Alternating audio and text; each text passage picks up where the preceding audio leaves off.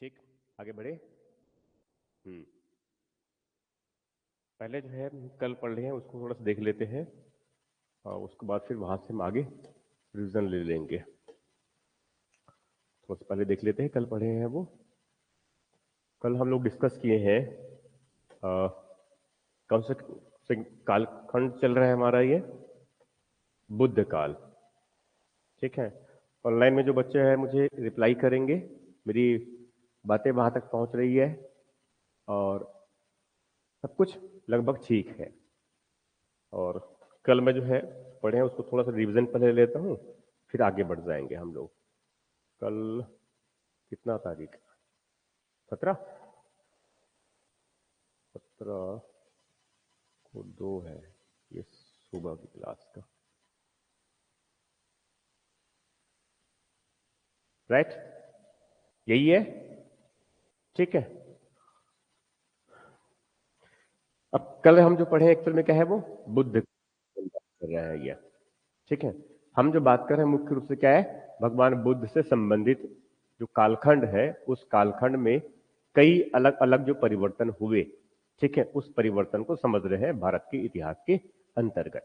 ठीक, तो बुद्ध काल या फिर इनको महाजनपद काल भी कहते हैं, जिसके कालखंड जो है, ड्यूरेशन जो है, अवधि जो है 600 बीसी से लेकर कब तक, 400 बीसी तक है। इसके पूर्व के जो कालखंड है उनको हम जो है वैदिक काल कहते हैं, पूर्व वैदिक और उत्तर वैदिक। और इसके बाद का जो कालखंड है, जैसे 400 बीसी से कब तक, 200 बीसी तक, वो कौन सा कालखंड है, मौर्य काल है। तो इस तरफ वैदिक काल, बुद्ध काल और मौर्य काल, इनको पूरे मौर्य काल भी कह सकते हैं। यहां से हम इनको ऐतिहासिक काल भी कहते हैं। ऐतिहासिक काल इस वजह से क्योंकि यहां से जो लिपि प्राप्त हुई है उस लिपि को हम ठीक प्रकार से पढ़ पाए हैं, सबके ठीक प्रकार से साहित्य उपलब्ध है, पुरातात्विक साक्ष्य भी लगभग सुरक्षित तरीके से उपलब्ध है। ठीक, इस बेसिस पर इनको जो है ऐतिहासिक कालखंड का यहां से प्रारंभ माना जाता है। इसके पहले के कालखंड मतलब क्या हो जाएगा, वो आद्य ऐतिहासिक हो जाएगा। उसके पहले के क्या है, प्राक ऐतिहासिक।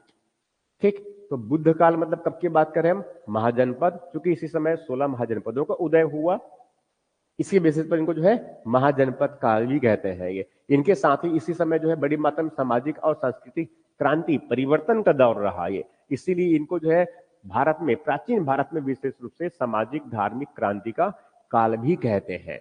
ठीक, कब की बात कर रहा हूं मैं, 600 बीसी से 6ठी सदी ईसा पूर्व की बात कर रहे हैं। इसी समय भगवान महावीर का जन्म भी हुआ है, इसीलिए इनको भगवान महावीर का कालखंड भी कह सकते हैं। ठीक है, इसी समय विदेशियों का आक्रमण हुआ है पहली बार भारत में, ठीक है, उत्तर पश्चिमी क्षेत्र से, इसीलिए इनको भारत में प्रथम विदेशी आक्रमण का कालखंड भी कह सकते हैं ये। इनके साथ साथ जो है मैंने बताया था कि इसी कालखंड में जो है जन, फिर आगे जनपद और कई जनपदों को मिलाकर के जो है कम से कम 16 प्रमुख महाजनपदों का हमें यहाँ पर उनका उदय मिलता है ये। ठीक, इससे जब यहां भी कह सकते हैं कि ये जो है क्या है, महाजनपद कालखंड है ये। इसी समय बड़ी मात्रा में सूत्र ग्रंथों की रचना किया गया, इसीलिए इस कालखंड को हम जो है सूत्र काल भी कह देते हैं। इसी समय जो है भारत में जो है पहली बार के बाद पहला जो नगरीकरण हुआ था हड़प्पाई काल में, उसके बाद फिर लगभग जो है 1000-1500 वर्षों का अंतराल आया। ठीक है, उसके बाद फिर यहाँ पर जो है द्वितीय नगरीकरण हुआ, बड़े बड़े नगरों का उद्भव हुआ और उनका विकास हुआ, उनका उत्थान हुआ। इसीलिए इस कालखंड को दूसरा नगरीकरण भी कह देते हैं, दूसरे नगरीकरण का कालखंड भी कह देते हैं।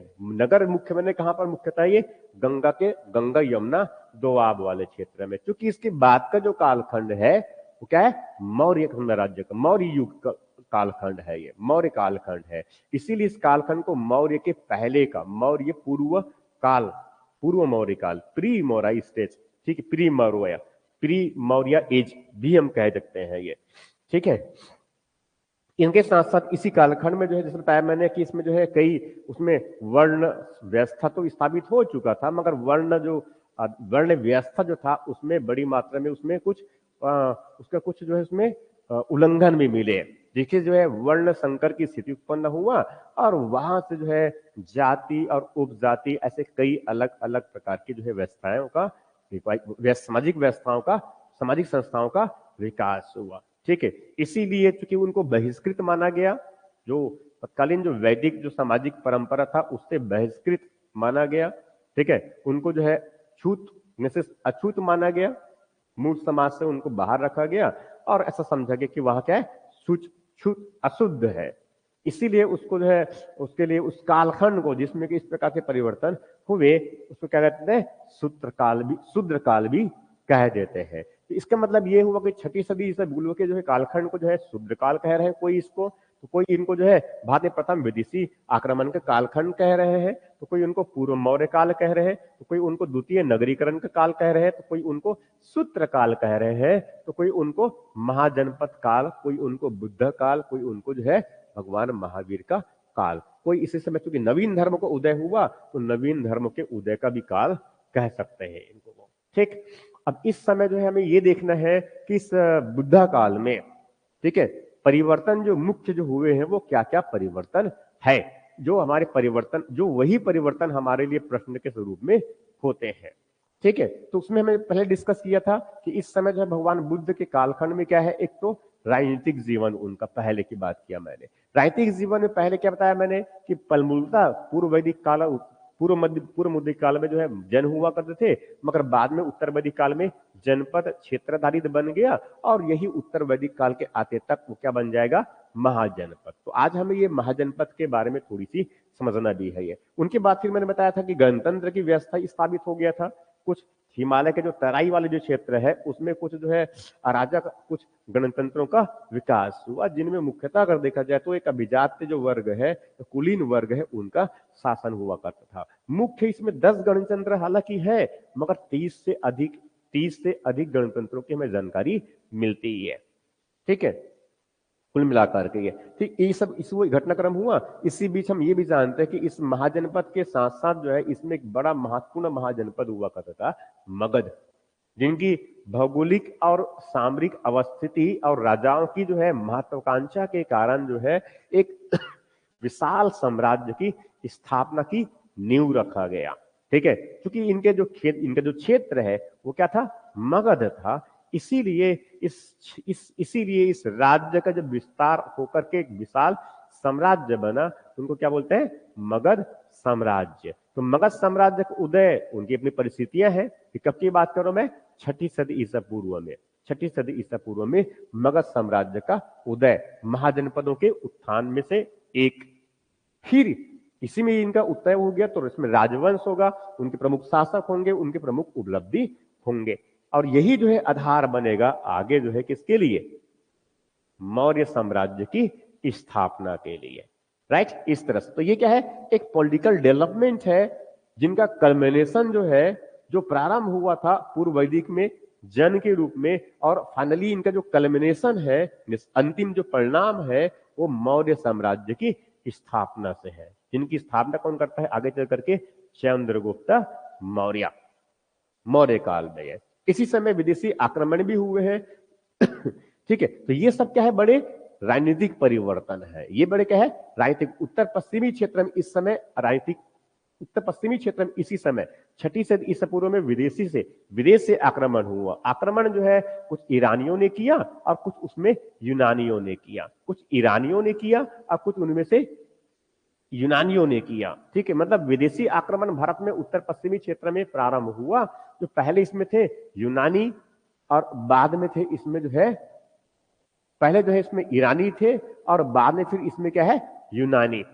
ठीक है, ये तो हमें इसको भी देख लेना है। मतलब हमें क्या क्या समझना, मुख्यतः जो प्रश्न पूछेंगे कहां से उससे पूछते, मतलब हमें एक तो जो है महाजनपद हो गया, दूसरा क्या हुआ, गणतंत्र हो गया, तीसरा क्या बात हुआ, विदेशी आक्रमण हुआ, चौथा बात क्या हुआ, मगध साम्राज्य हो गया, पांचवा बात क्या हुआ, मगध साम्राज्य में अलग अलग राजवंश और उसने शासक, उसने क्या उपलब्धि हासिल की। राइट, ये सेगमेंट, इनके साथ साथ जो है बड़ा सेगमेंट किसका जुड़ जाएगा, इसका एक नगरीकरण का जुड़ जाएगा। इनके साथ साथ और क्या जुड़ जाएगा इसमें, भगवान बुद्ध वाला सेगमेंट, जो बौद्ध दर्शन, बौद्ध धर्म और जैन दर्शन, बौद्ध दर्शन, बौद्ध धर्म और जैन बौद्ध दर्शन, और साथ में जैन धर्म और जैन दर्शन। इस कालखंड में जो है इतने सोर्सेस है प्रश्न पूछने के लिए, और ये बहुत महत्वपूर्ण कालखंड है ये। ठीक है, ठीक, ये यहां तक हो गया हमारा, ये यहां तक। उसके बाद फिर मैंने, ये तो राजनीतिक हुआ, मगर राजनीति के साथ साथ दूसरा महत्वपूर्ण खंड क्या होता है इसका, जो है आर्थिक जीवन। इस समय आर्थिक जीवन में क्या है कि उन्नत कृषि व्यापार आधारित वर्णन उनकी आर्थिक व्यवस्था है। उत्पादन बहुत ठीक प्रकार से हुआ है और अधिशेष उत्पादन ने क्या किया है, व्यापार और वाणिज्य की गतिविधियों को बढ़ावा दिया। ठीक है, तो एक बेहतर प्रकार की अर्थव्यवस्था का, मजबूत अर्थव्यवस्था का विकास हुआ, जिसकी नींव पर जो है एक विशाल साम्राज्य की स्थापना रखा गया। राइट, तो ऐसे विशाल साम्राज्य का जो है स्थापना कब होता है, या फिर बड़ा जो है जो संरचनाओं का निर्माण, बड़ा विकास काम कब होता है, तब जब वहां आर्थिक समृद्धि, आर्थिक विकास की गतिविधियां बहुत अच्छी हो, समृद्धि का अच्छा स्तर हो वो। इसीलिए जो है विकास का सबसे महत्वपूर्ण पैमाना किसको माना जाता है, उसमें आर्थिक समृद्धि। राइट, इस तरह से ये तो अर्थव्यवस्था बहुत मजबूत स्थिति में है, मगर इनके साथ साथ हमने दो और मुख्य बातें इसमें जुड़ी होती है समानांतर हमेशा। वहां क्या होती है, इनकी सामाजिक और उनकी सांस्कृतिक जीवन। सामाजिक जीवन जो है बुद्ध काल का, वो काफी जो है परिवर्तन का कालखंड रहा है। इसके पहले के जो समाज हुआ करते थे वो पहले अपेक्षाकृत सरल हुआ करते थे, वहां से उत्तर वैदिक में जटिलता का प्रारंभ हुआ और यहां आते तक ये समाज जो है बहुत ही क्या है, जटिल हो चुका है कई मायनों में। अब उसी जटिलता का जो है विरोध भी किया गया। समाज में जो है कई असमानताएं थे, किसी के पास कुछ अधिकार, किसी के पास कोई अधिकार नहीं है। तो मूलतः ये समानता के तत्व ढूंढने का प्रयास किया यहाँ के समाज के लोगों ने। ये तो असमानता के साथ साथ इसमें समानता के कुछ मूल तत्व है। समझ रहे जो कह रहा हूं मैं, ये समतावादी है मगर फिर भी इसमें क्या है, कई बड़ी मात्रा में असमानताएं हैं। संरचना जो है पहले सरल हुआ करता था, ठीक है, पहले जो है लचीला हुआ करता था, ऊपर से नीचे आ जा सकते थे, समाज में सामाजिक संचलन हुआ करता था। मगर अब यहां पर क्या है, कठोरता और जटिलता की शुरुआत हो चुकी है। ठीक, कई प्रकार की महिलाओं की स्थिति जो है पूर्व की तुलना में यहां पर उतना अच्छा नहीं रहा। दास और दासियों की जो मात्रा है पूर्व की तुलना में और अधिक बढ़ते चले गए। ये सेगमेंट उनका सामाजिक जीवन का हिस्सा। और भी कई इसके आयाम है, उसको डिटेल में बात करेंगे तब। ठीक है, फिर सांस्कृतिक जीवन में, सांस्कृतिक जीवन में मैंने दो बातें बता रखा है बहुत स्पष्ट, जो आपको समझना होता है इनमें जहां प्रश्न पूछते हैं वहां उनका एक पहलू होता है उनका धार्मिक पक्ष। सांस्कृतिक जीवन में जब भी बात करेंगे तो एक महत्वपूर्ण पहलू क्या होता है, उनका धार्मिक पक्ष होता है। और भी कई है सांस्कृतिक पक्ष में उनके, मगर मुख्य हम यहाँ जो बात कर रहे हो क्या है, उनका धार्मिक पक्ष, और दूसरा क्या होता है उनका दार्शनिक पक्ष। धार्मिक पक्ष में जो है दो प्रमुख महत्वपूर्ण जो है धर्म है। तो जानकारी मिलती है कि 62 नए धर्मों का उदय हुआ, मगर मुख्यतः यहाँ पर कौन कौन से है, बौद्ध धर्म है और साथ में क्या है, जैन धर्म है ये। ठीक है, और इनके ही जो है दार्शनिक विचार, इनके ही दार्शनिक विचार, ये बातें हमें जो है यहां पर समझना है हमें ये। ठीक, अब यहां से हम आगे बढ़ते हैं और नई संकल्पना, नई जो है नए जो डेवलपमेंट क्या हुआ हम उनको देखते हैं ये। ठीक, नई डेवलपमेंट को वो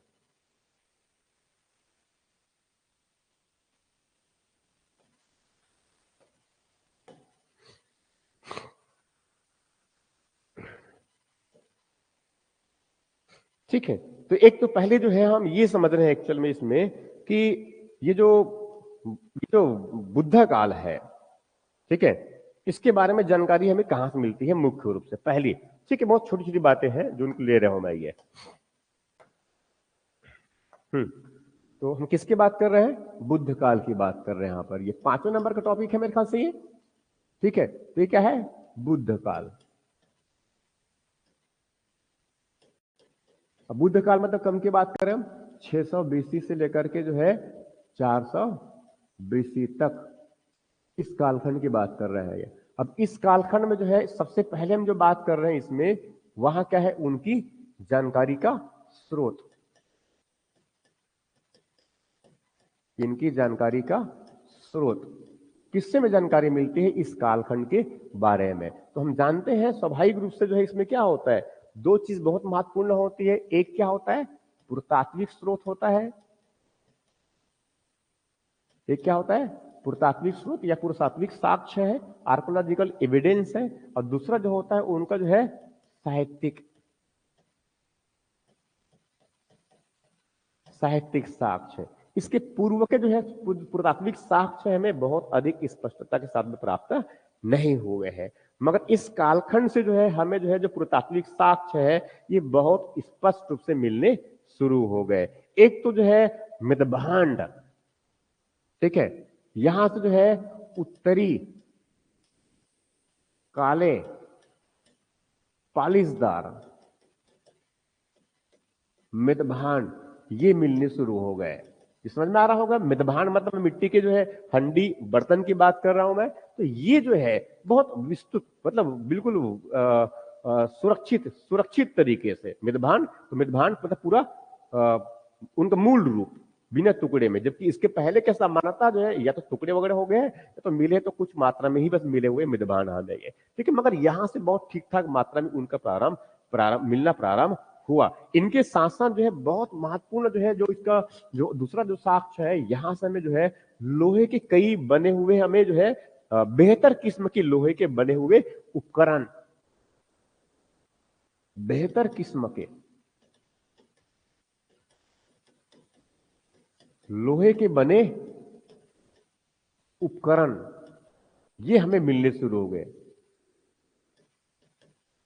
ठीक है। इसके पहले जो है लोहे के जो साक्ष्य मैंने बताया था कि पूर्व उत्तर वैदिक कालखंड में एक था, जगह का नाम था अंतरजी खेड़ा, और दूसरा महत्वपूर्ण जगह अंतरजी खेड़ा सबसे प्राचीनतम साक्ष्य है लोहे के भारत में जो मिले हुए हैं उनमें अंतरजी खेड़ा, ठीक है। उसके बाद दूसरा बताया मैंने कौन सा इसमें है, जखेड़ा, ये भी महत्वपूर्ण जगह है जहां पर लोहे की मिले, मगर अब जो है लोहे की मात्रा क्या है, बढ़ चुकी है, अच्छे किस्म के भी लोहे मिल रहे हैं। अच्छे किस्म के लोहे के प्रयोग बहुत बड़ी मात्रा में हथियार वगैरह बनाने में, अस्त्र बनाने में ये प्रयोग करते हैं। इनके साथ साथ यहाँ जो है खेती में भी जो है अलग अलग जो है उसके उपकरण बनाने में ये प्रयोग करते हैं, राइट। ये तो मुख्य बातें हुआ। इनके साथ साथ जो है सबसे महत्वपूर्ण जो है इस समय जो है जो साक्ष्य मिलता है इनके जो वो उनमें क्या है, ये पक्की ईंट का प्रयोग, पक्की ईंट, पक्की ईंटों के प्रयोग का व्यापक साक्ष्य,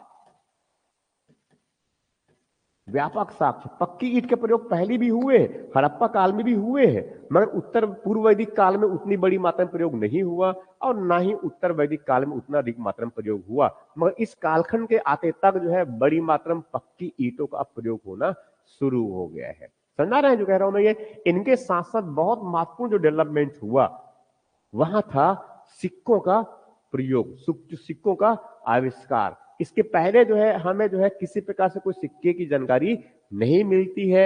उत्तर वैदिक काल में हालांकि जो है निष्क और शतमान जैसे कुछ जो है आदान प्रदान की जो है जो वस्तु है, कह सकते हैं आदान प्रदान के लिए जो माध्यम बनाया जाता था, जिनको वो क्या था, निष्क और शतमान।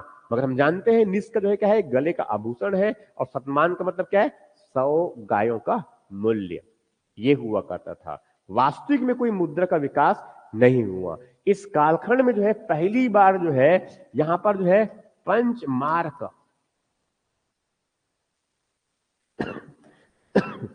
पंचमार्क सिक्के या फिर जिनको हम कहते हैं आहत सिक्के, पंचमार्क सिक्के का मतलब ये है कि इसमें जो है मुख्यतः ये जो है चांदी या फिर कभी कभी जो है ये तांबे का,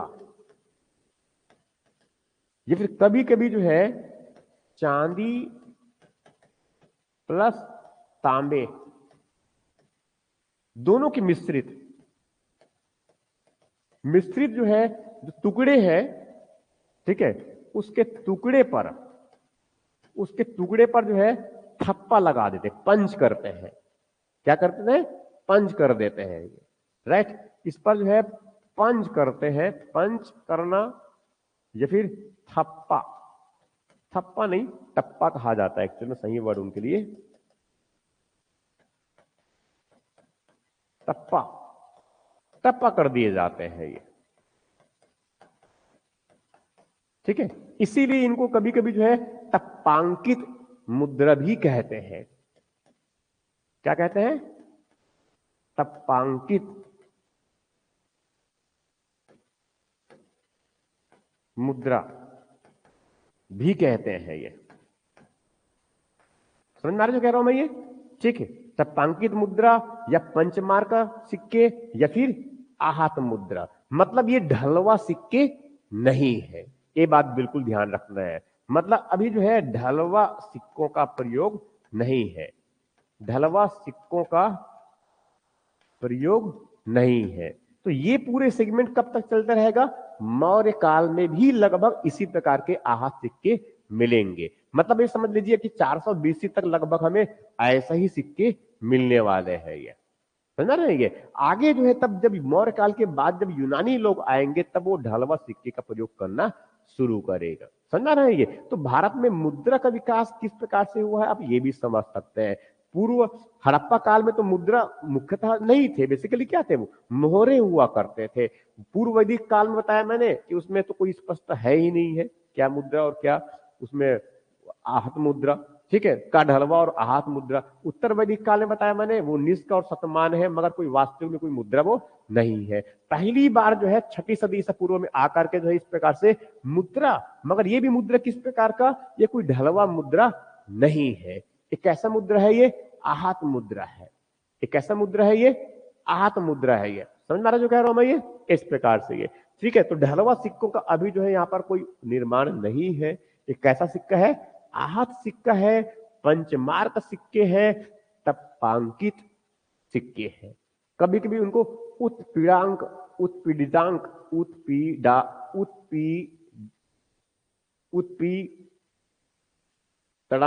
उत्पीतांग, ठीक है, भी कहते हैं। उत्पीतड़ांग, उत्पीतड़ांग, ठीक है, भी कहते हैं। ये मतलब कॉमन जो नाम है पंचमार्क, आहत सिक्के और तपांकित, इतना तो समझ लेना है। ये 3 नाम एक साथ में ले रहा हूं मैं ये, ठीक है। और बने किससे होते हैं? मुख्यतः ये चांदी से मूलतः बने होते थे, मगर कभी कभी ये तांबे से बनाए जाते थे और कभी कभी ये चांदी और तांबे के जो मिश्र धातु है उससे भी बनाए जाते। एग्जाम में कई बार पूछा गया है, कई दफे पूछा गया है किनके बारे में? पंचमार्क सिक्के किससे बनाए जाते थे। तो सभाई की इनके जो है निर्माण का कालखंड कब से है? 6ठी सदी ईसा पूर्व में प्रारंभ, ऐसा माना जाता है। ये यहीं से मिलना इनका प्रारंभ हुआ, ठीक है। अब उसके बाद फिर दूसरी बातें जो है इनमें दिया, दूसरी बातें इसमें क्या मिलेंगे हमें? अब जो यहां से जो जो ये क्या नाम है इनका? ये साहित्यिक ग्रंथ। अब साहित्यिक ग्रंथ में भी देखेंगे तो 2 प्रकार से कह सकते हैं इनको, देसी भी कह सकते हैं और देसी में भी जो है क्या है, कुछ इसमें जो है देसी साहित्यिक ग्रंथ में क्या हो जाएगा? देसी साहित्यिक ग्रंथ में क्या है? एक तो ब्राह्मण साहित्यिक ग्रंथ मिलेगा और दूसरा क्या मिलेगा? ब्राह्मण साहित्यिक ग्रंथ मिलेगा। तो पहले क्या मिलेगा इसमें? ब्राह्मण साहित्यिक ग्रंथ मिलेगा। ब्राह्मण साहित्यिक ग्रंथ है, इसको मैं सा और ग्रंथ लिख दिया हूं मैंने, समझ में आएगा। अब ब्राह्मण साहित्यिक ग्रंथ में बहुत महत्वपूर्ण रचना किसकी रचना हुई है? यहाँ पर वेदांग, वेदांगों की रचना जो है इसी कालखंड में हुआ है ये, ठीक है। और वेदांग मतलब कितने वेदांग जानते हैं? 6 वेदांग है। 6 वेदांग है। 6 वेदांग मतलब किन किन की बात कर रहा हूं मैं? 6 वेदांग में से कोई भी एक वेदांग मुझे मैसेज करेंगे, सिद्धार्था मुझे मैसेज कर देंगे वेदांग का नाम, ठीक है। तो वेदांग 6 है, चलो उसमें ये एक तो वेदांग 6 मतलब कौन कौन सा हो गया? एक कल्प वेदांत है, शिक्षा वेदांत है, निरुक्त वेदांत है, छंद वेदांत है, ज्योतिष है और क्या है?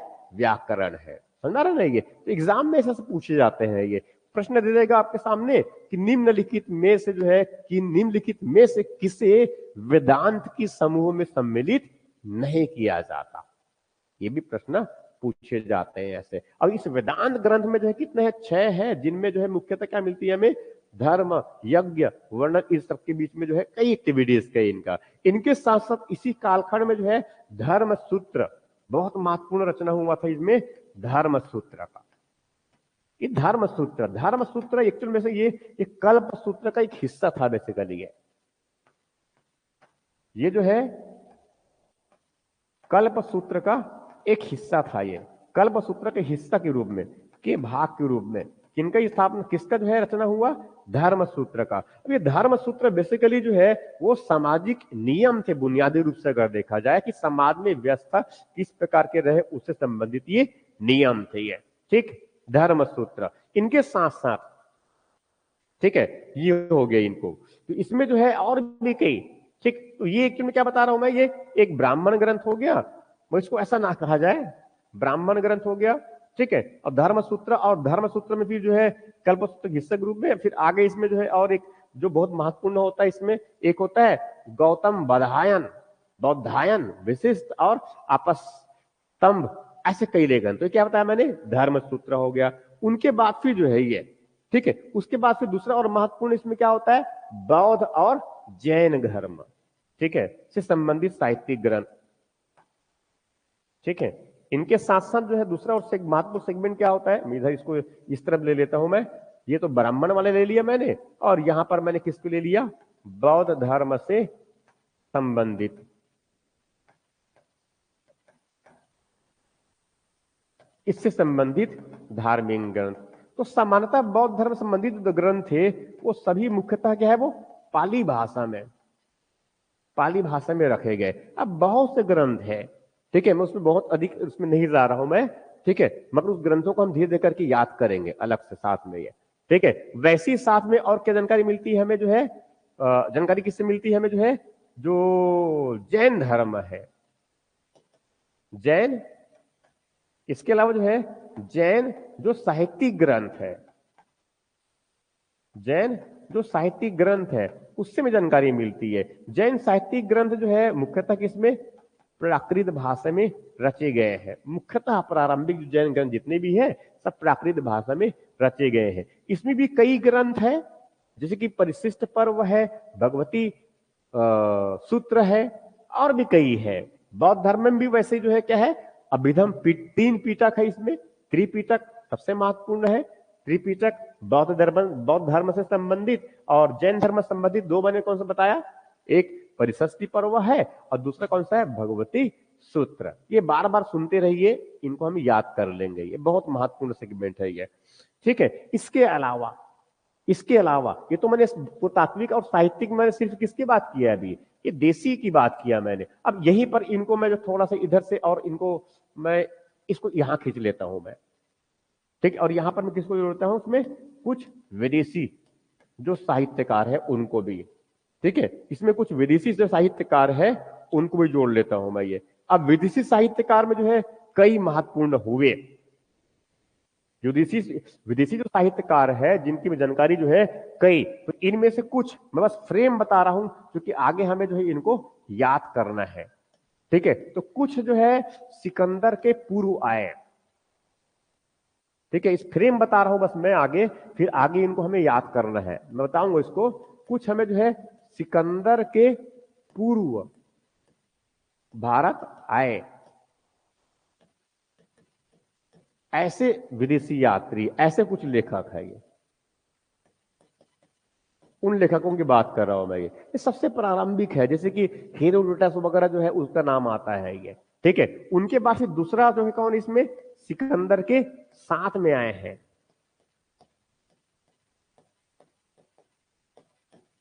सिकंदर के साथ में आए हैं। ये मुख्यतः कहां की बात कर रहा हूं मैं, यूनान वाले की बात कर रहा हूं मैं। ये सब कौन है,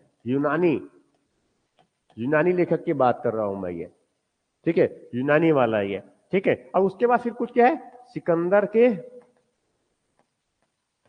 बाद में आए हैं, उनकी बात कर रहा हूं, बाद में आए लेखक नहीं, विदेशी यात्री भी कह सकते हैं। तो ये तो एक मैंने यूनानियों की बात किया, एक मैंने क्या है, यूनानी की बात किया। इनके साथ साथ कुछ इनमें अरबी भी है, ठीक है, और कुछ अन्य भी है, क्योंकि अभी चीन वाला जो है कुछ खास जानकारी हमें नहीं मिलता। चीन वाले आएंगे तो आगे वो बहुत बात है, बहुत बात मतलब कब, 5वीं सदी के आसपास उनका, जैसे फाहियान वगैरह है, फिर आगे इत्सिंग है, हेनसांग है, इत्सिंग है, और बहुत सारे और भी लोग, ठीक। तो ये सब क्या है, हमें जो है जानकारी किससे मिल रही है, साहित्यिक ग्रंथों। पूर्व मध्यकाल बुद्ध काल के समय की जानकारी के स्रोत मैंने क्या बताया, एक पूरा पाषाण से संबंधित है, पुरातात्विक साक्ष्य संबंधित है, और दूसरा क्या है, साहित्यिक। पुरातात्विक में क्या है, उत्तरी काले मिदभांड, उत्तरी काले पॉलिशदार मिदभांड है। ये मिट्टी के बर्तन है जो उत्तरी क्षेत्र में प्राप्त हुआ है, बहुत शाइनिंग किया हुआ, पॉलिशदार बनाया गया है इनको,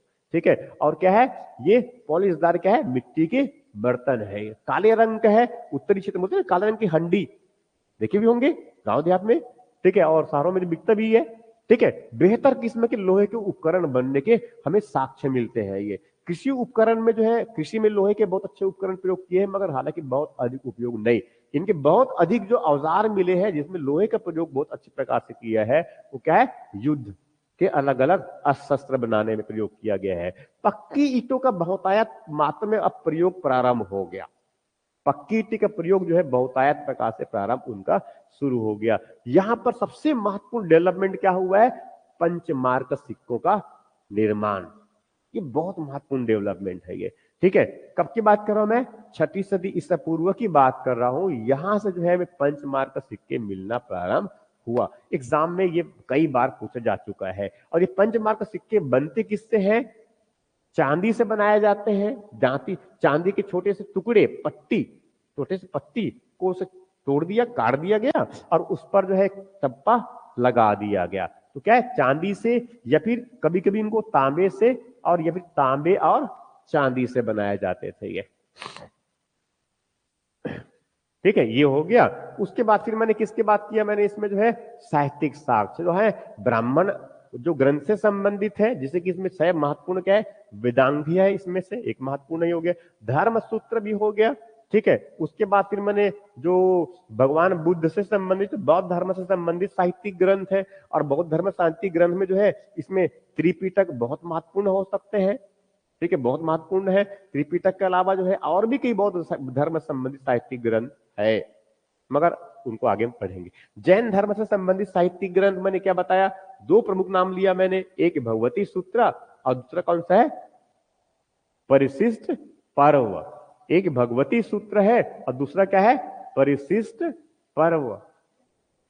ठीक है, जैन धर्म में ये समझा रहा जो कह रहा हूं मैं, ये इस तरह से ये। उनके बाद फिर मैंने क्या बताया, कुछ विदेशी लेखक है उनके बारे में भी। और विदेशी में जो है मुख्यतः जैसे क्या है कि जैसे कि इसमें जो है, एक तो जो सिकंदर के पहले आए हम उनकी बात किए, सिकंदर के साथ में आए और सिकंदर के बाद में। तो सिकंदर के पूर्व जो है इधर यूनान, और इनको एक साथ देते हैं, यूनान और ये ईरान वाला जो क्षेत्र है उस परिप्रेक्ष्य में, तो हेरोडोटस एक महत्वपूर्ण जो है यूनानी जो है विद्वान हुआ करता था। इनके साथ साथ जो है फिर सिकंदर के बाद, सिकंदर के पूर्व हुआ हेरोडोटस। हेरोडोटस, अब हेरोडोटस इतिहास के पिता किसको माना जाता है, हेरोडोटस को माना जाता है। वैसे ही है, तो उसी समय की बात कर रहा हूं मैं ये। तो 600 बीसी के आसपास में लगभग कौन है, ये हेरोडोटस है। पैथागोरस भी बताया था मैंने एक, वो भी 600 बीसी के आसपास में। भगवान बुद्ध भी 600 बीसी के आसपास में। भगवान महावीर भी 600 बीसी के आसपास में। कौशल के राजा प्रसेनजीत भी उसमें 600 बीसी के आसपास में। एक जो है वैशाली की नगर वधु आम्रपाली भी जो है 600 बीसी के आसपास में। चीन में स्थित कन्फ्यूशियस, कन्फ्यूशियस धर्म है, कन्फ्यूशियस धर्म है चीन में, ये सुने हैं नाम। ठीक है, कन्फ्यूशियस ये बहुत महत्वपूर्ण, वहां का मूल धर्म है ये, सबसे प्राचीन धर्म किनका, चीन का कन्फ्यूशियस धर्म है ये। उनका भी जन्म इसी समय हुआ है, समझना ना ये। तो ऐसे और भी कई है। उस तरफ सूतो, उस तरफ जो है, उस तरफ जो है थोड़ा इसके बाद का कालखंड में, 6ठी सदी ईसा पूर्व के बाद के कालखंड में, उस समय सुकरात और फिर अरस्तु और प्लूटो, ये सब जो है, तो ये सब क्या है, मेजर डेवलपमेंट है इस 6ठी सदी ईसा पूर्व से लेकर के 400 ईसा पूर्व तक। बड़े डेवलपमेंट है ये। तो ये मैंने क्या बताया, ये मैंने क्या बताया कि इस समय जो है, इस समय जो है, ठीक है, बौद्ध काल के बारे में जानकारी के हमें क्या क्या साक्ष्य मिलते, कहां से हमें जानकारी मिल सकती है इस समय, इनकी बात किया मैंने ये। ठीक, अब इसके बाद फिर जो है, अब हमें जो समझना है एक्चुअल में, दूसरा जो महत्वपूर्ण है वहां है जनपद से महाजनपदों का निर्माण। जनपद से महाजनपद, और मूल्य में क्या समझना है, जनपद महाजनपद ही समझना है। यहां से आगे बढ़ू मैं। ठीक, अब देखो इसमें कई अलग अलग सेगमेंट है ये, इसमें कई अलग अलग सेगमेंट है।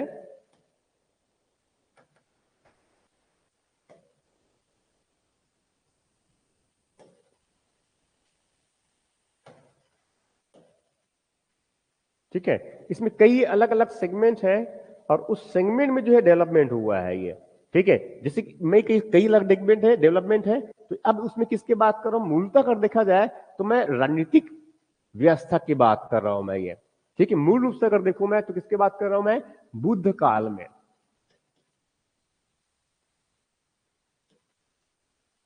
बुद्ध काल में राज व्यवस्था,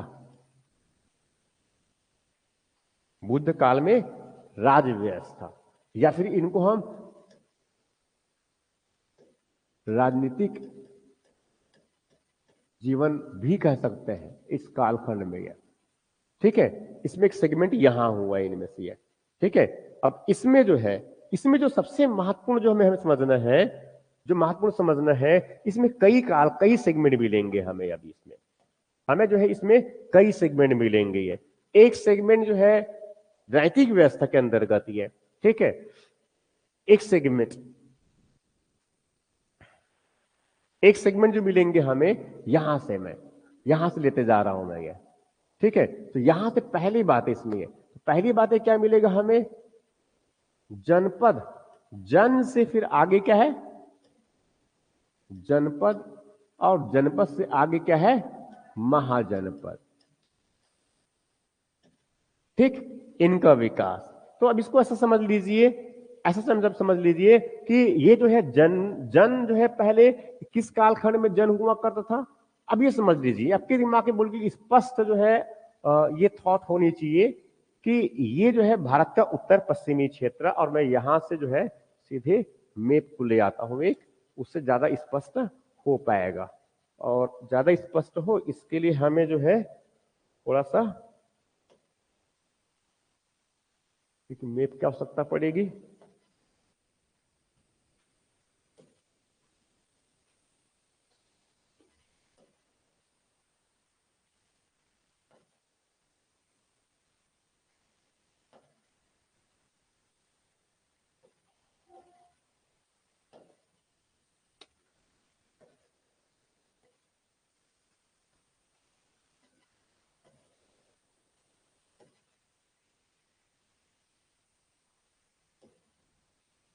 राइट, ये जो हो गया भारत। ठीक है, अब इस भारत में जो है मैं कब की बात कर रहा हूं, मैं 600 बीसी की बात कर रहा हूं मैं कब की बात कर रहा हूं, मैं 600 बीसी से 400 बीसी की बात कर रहा हूं मैं ये। ठीक है, अब इस भारत में ये, अब इस भारत में जो है मैं कब की, दो अलग सेगमेंट, ये जन की जब बात कर रहा हूं मैं, तो जन मतलब कब की बात कर रहा हूं मैं, जन मतलब कब, जन मतलब कब की बात कर रहा हूं मैं, ये पूर्व वैदिक कालखंड की बात कर रहा हूं मैं। ये जन मतलब कब की बात है, ये पूर्व वैदिक काल का है। ये पूर्व वैदिक। अब पूर्व वैदिक काल का मतलब कब की बात कर रहा हूं मैं, तब जब ये जो है आर्य, वैदिक आर्य इस उत्तर पश्चिमी क्षेत्र में निवास करते थे। तो उस समय जो है कुछ लोगों का समूह ही क्या कहलाता था, जन कहलाता था, जिनके प्रमुख, जिनके मुखिया, इस जन के मुखिया कौन हुआ करते थे, जन, जनपद क्या है वो, क्या बोलते थे इनको, वो क्या है, गोपा, या फिर जनस्य गोपा, जनस्य गोप, यही था ना, गोप यही था।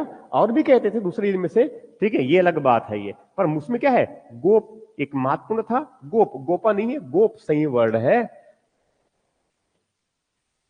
ठीक है, गोप, और या फिर इनको क्या बोलते हैं, जनस्य गोप।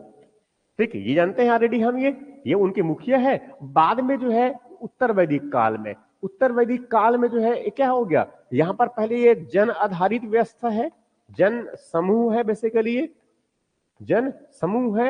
मगर उत्तर वैदिक काल में कई जन आपस में क्या है, लगातार संघर्ष करते रहे। इनके समाज का स्वरूप किस प्रकार का है, ये लगभग ये कबीलाई प्रकार का है। ये क्या है, लगभग ये कबीलाई प्रकार का है, कबीलाई प्रकार की उनकी व्यवस्था है। मगर ये आपस में क्या है, संघर्ष करते हैं ये।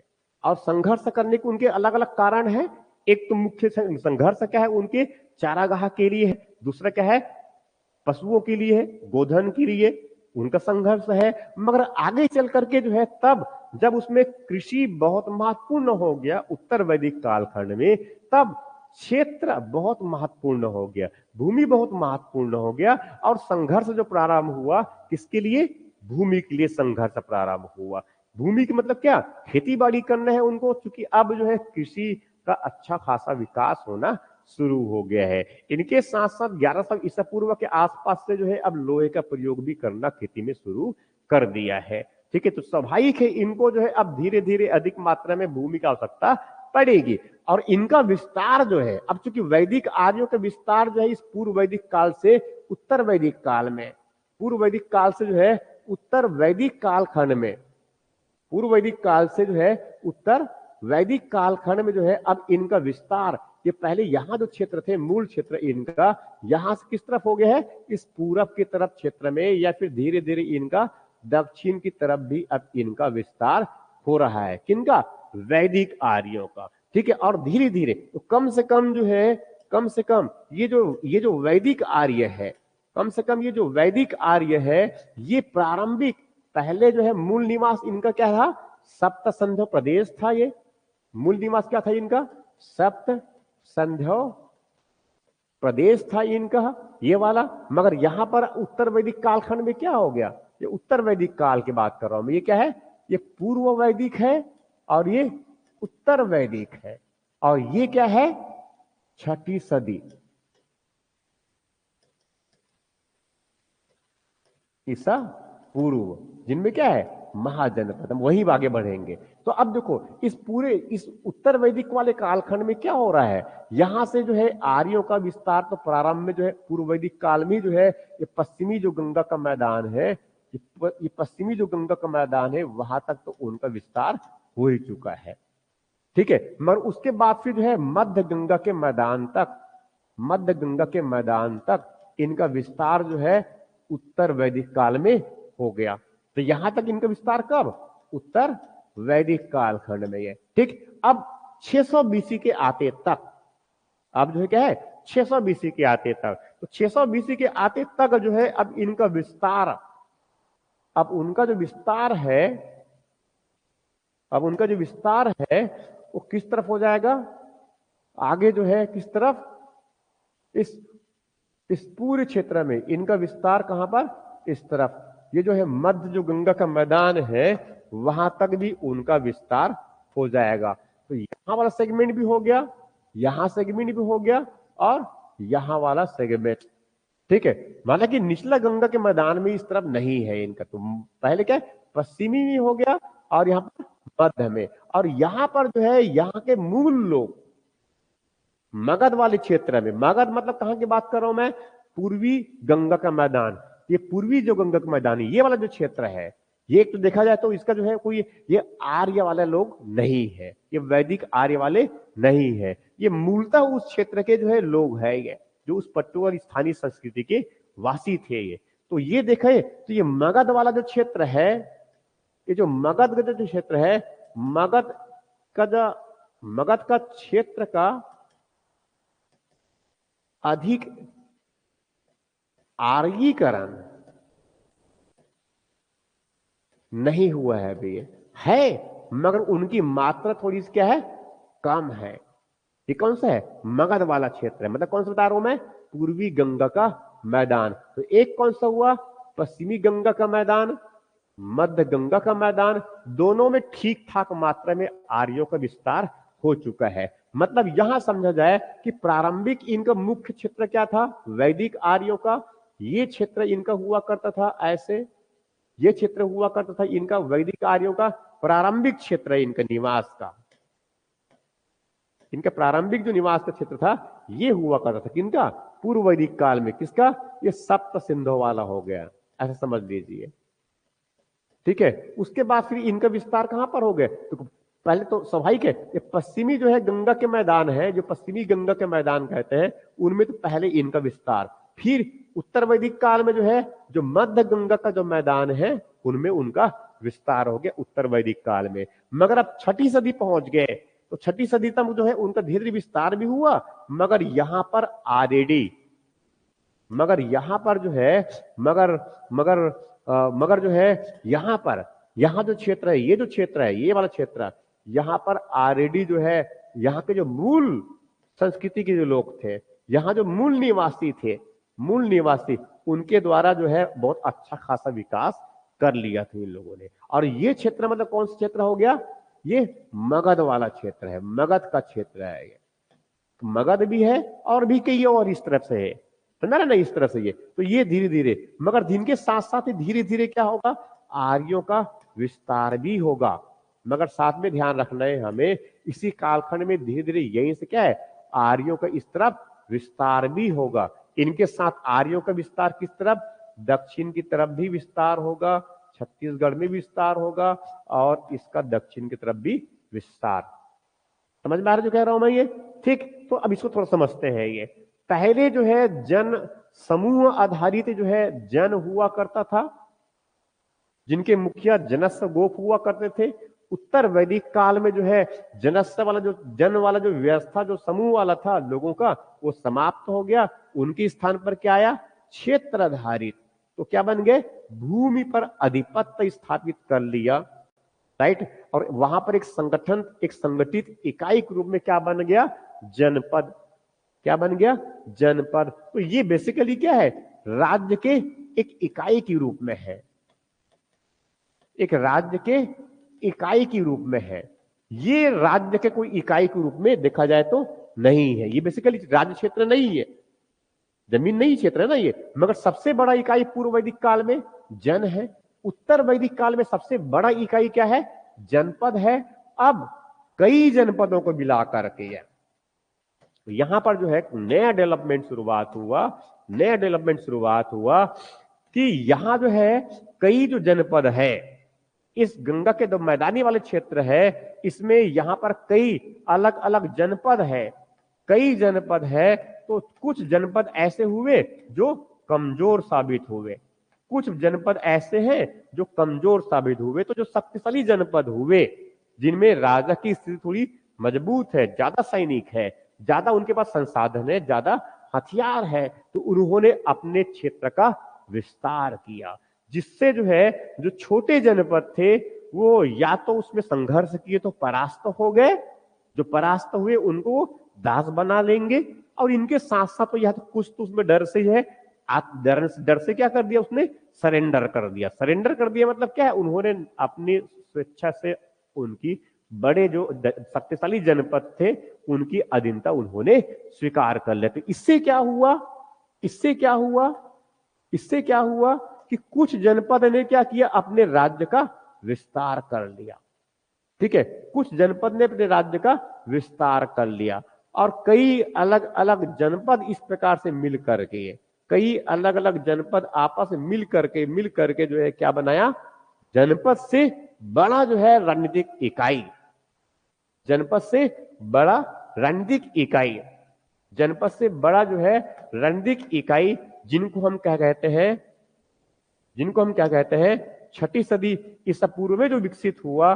ठीक है, इस कहां पर, ये गंगा के मैदानी वाले क्षेत्र, ये जो गंगा के जो मैदानी क्षेत्र है वहां से गोदावरी के तट किनारे तक, गोदावरी के किनारे तक।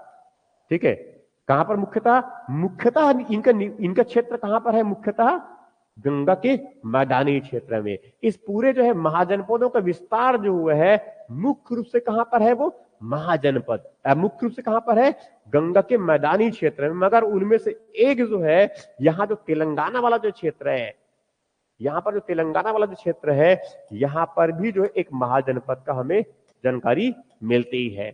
यहां जो तेलंगाना वाला क्षेत्र है यहां पर भी हमें जो है कुछ महाजनपद, एक महाजनपद की जानकारी मिलती है। मगर ज्यादातर जो महाजनपद है वो इस मुख्य भूमि कौन सा, ये जो सेगमेंट है, ये जो सेगमेंट है, ये सेगमेंट मतलब किन की बात कर रहा हूं मैं, यहाँ पर मैं ये ले लेता हूं, ठीक है, बताने के लिए। तो मुख्य रूप से अगर देखें तो ये जनपदों का विकास जो है, वो महाजनपद का विकास जो है इतने ऐसे बड़े क्षेत्र में ऐसे और ये यहां तक ऐसा देखा जाए तो जानकारी हमें जो है वो इस तरह से हमें मिलती है कि यहां पर इस प्रकार से छत्तीसगढ़ में जो है कोई इस पर्टिकुलरली कोई जनपद की जानकारी हमें नहीं मिलती है, मगर क्षेत्र को मैंने प्रभाव के रूप में संकेत रूप से कवर कर रखा है ये। ठीक है, तो इसी क्षेत्र में क्या मिल रहा है हमें, ये महाजनपद। क्या है, महाजनपद। महाजनपद जिनको बोलते हैं ग्रेट स्टेट, क्या बोलते हैं, ग्रेट स्टेट्स कहते हैं ये। जहां महाजनपद को क्या बोलते हैं, ग्रेट स्टेट। समझ में आ रहा जो कह रहा हूं मैं ये? ठीक, तो एग्जैक्टली हुआ क्या कि पहले जो पूर्व वैदिक काल में संघ लोगों के समूह के आधार पर जो है जन हुआ करता था, जिनके मुखिया जो है जनस्थ गोप हुआ करते थे, गोप हुआ करते थे। मगर उत्तर वैदिक काल में जो है वो जन समूह आधारित जो व्यवस्था था वो समाप्त हो गया। उनकी स्थान पर क्या बन गया? क्षेत्र आधारित जो है या फिर राज्य आधारित जो है संगठन, नैतिक इकाई बना। कौन सा? जनपद, जिनके प्रमुख जो है जनपति हुआ करते थे, जिनके प्रमुख जो है जनपति हुआ करते थे।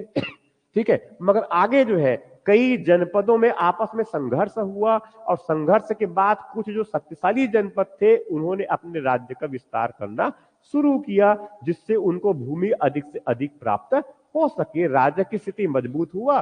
सैनिक की जो है उसने संगठन बनाया, युद्ध की तैयारी किया और धीरे धीरे फिर जो है जो कमजोर जनपद थे उनको बड़े जनपद, शक्तिशाली जनपद अपने में समाहित करते चले गए, जिससे उनका आकार का भी विस्तार हुआ और इनके साथ साथ उनकी सामर्थ्यता और बढ़ती चली गई। ठीक है, उनकी सामर्थ्यता जो है और बढ़ती चली गई। ठीक, तो सामर्थ्यता बढ़ती चली गई तो जो आगे बच पाए बड़े शक्तिशाली के रूप में उभरे, बड़े शक्ति के रूप में उभरे। और वही जो शक्ति के रूप में मुख्यतः जो है ये जो गंगा का जो गंगा यमुना सिंध गंगा यमुना का जो दोआब वाला क्षेत्र है, यहाँ इस पूरे क्षेत्र तक, ठीक है, इस पूरे क्षेत्र में जो है जैसे सिंध नदी से लेकर सिंध से लेकर के इस तरफ जो है हम इनको पूरा गंगा तक ले सकते हैं, ब्रह्मपुत्र के पूर्वी क्षेत्र। और इस तरफ दक्षिण में जो है एक सबसे निचली स्तर मिलता है, दक्षिण में तरफ इस तरफ गोदावरी नदी के किनारे, यहाँ पर यहाँ भी जानकारी मिलती है। क्या मिलती है हमें? गोदावरी में ही है। गोदावरी नदी किनारे जो एक अस्मक करके है, मैं बताऊंगा, उसको भी याद करूंगा मैं, याद करवाएंगे। ठीक है, तो कुल मिलाकर जो है महाजनपद जो है जिनकी जानकारी हमें जो है दो महत्वपूर्ण ग्रंथों से मिलती है, जिनकी जानकारी जो है हमें दो महत्वपूर्ण ग्रंथों से मिलती है। एक जो है अगंतुर निकाय है, अगुंतर निकाय है, और दूसरा जो है भगवती सूत्र। इससे जानकारी मिलती है हमें कि यहां पर जो है कितने 16 महाजनपद, 16 गेट स्टेट्स हुआ करते थे। 16 जो है महाजनपद हुआ करते थे। ऑनलाइन में सही बच्चे जो है मुझे मैसेज करके बताएंगे कि मेरे बातें वहां तक ठीक तरह से पहुंच पा रहे हैं या नहीं पहुंच पा रहे हैं। राइट, पायल जी मुझे मैसेज करेंगे कि मेरी बातें वहां तक ठीक प्रकार से पहुंच पा रहे हैं। प्रशंसा भी मैसेज करेंगे और सुशीला जी मुझे मैसेज करेंगे। ठीक है, अब मैं आगे बात कर रहा हूं। मैं यहां तक हम किसकी बात कर रहे हैं? ये एक तरह से देखा जाए तो क्या है, ये महाजनपद का अब उदय हो गया, महाजनपद का उदय हो गया। और हमें जानकारी क्या मिल गया? 16 महाजनपद थे, हमें ये भी जानकारी मिल गया। 16 महाजनपद की जानकारी किससे मिला हमें? भगवती सूत्र एक जैन धर्म का ग्रंथ है, उसमें जो है हमें 16 महाजनपदों की जानकारी मिलती है। कुछ और भी एक साहित्यिक ग्रंथ है जिनमें जो है और भी कई अलग अलग महाजनपदों का उल्लेख है, मगर मुख्य हमें समझना है कि इतना भगवती सूत्र के अनुसार और अगुंतर निकाय के अनुसार कितने महाजनपद है? 16 महाजनपद है। राइट, कितने महाजनपद? 16 महाजनपद है, जिनका विस्तार जो है एक तरफ सिंधु नदी किनारे है, सिंधु क्षेत्र, तो सिंधु से लेकर इस तरफ कहां पर? पूरा गंगा का दोआब, तो इस तरफ सिंध यमुना और गंगा का दोआब वाला क्षेत्र है। और इसके साथ साथ इस तरफ ये जो मध्य क्षेत्र विंध्य क्षेत्र में भी इनका विस्तार है, जिसका अवंती बात करूंगा भी मैं। उनके बाद में दक्षिण में इस तरफ और कौन है? गोदावरी के गोदावरी के किनारे एक तेलंगाना वाला क्षेत्र, उत्तरी तेलंगाना क्षेत्र में यहाँ पर क्या है?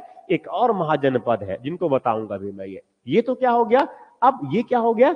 जनपद की बात कर लिया मैंने। ये एक क्या बात कर लिया मैंने? जनपद। ये जनपद इसी तरह से है, अलग अलग क्षेत्र में इस प्रकार से ये, ठीक है। मगर इनके साथ साथ जो है एक और जो डेवलपमेंट साथ में हुआ है, इसके साथ साथ जो है एक और जो डेवलपमेंट हुआ वो भी हमें समझना है। ये जैसे कि इसके पहले बताया था मैंने, इससे मैं थोड़ा आगे अलग ले लूं।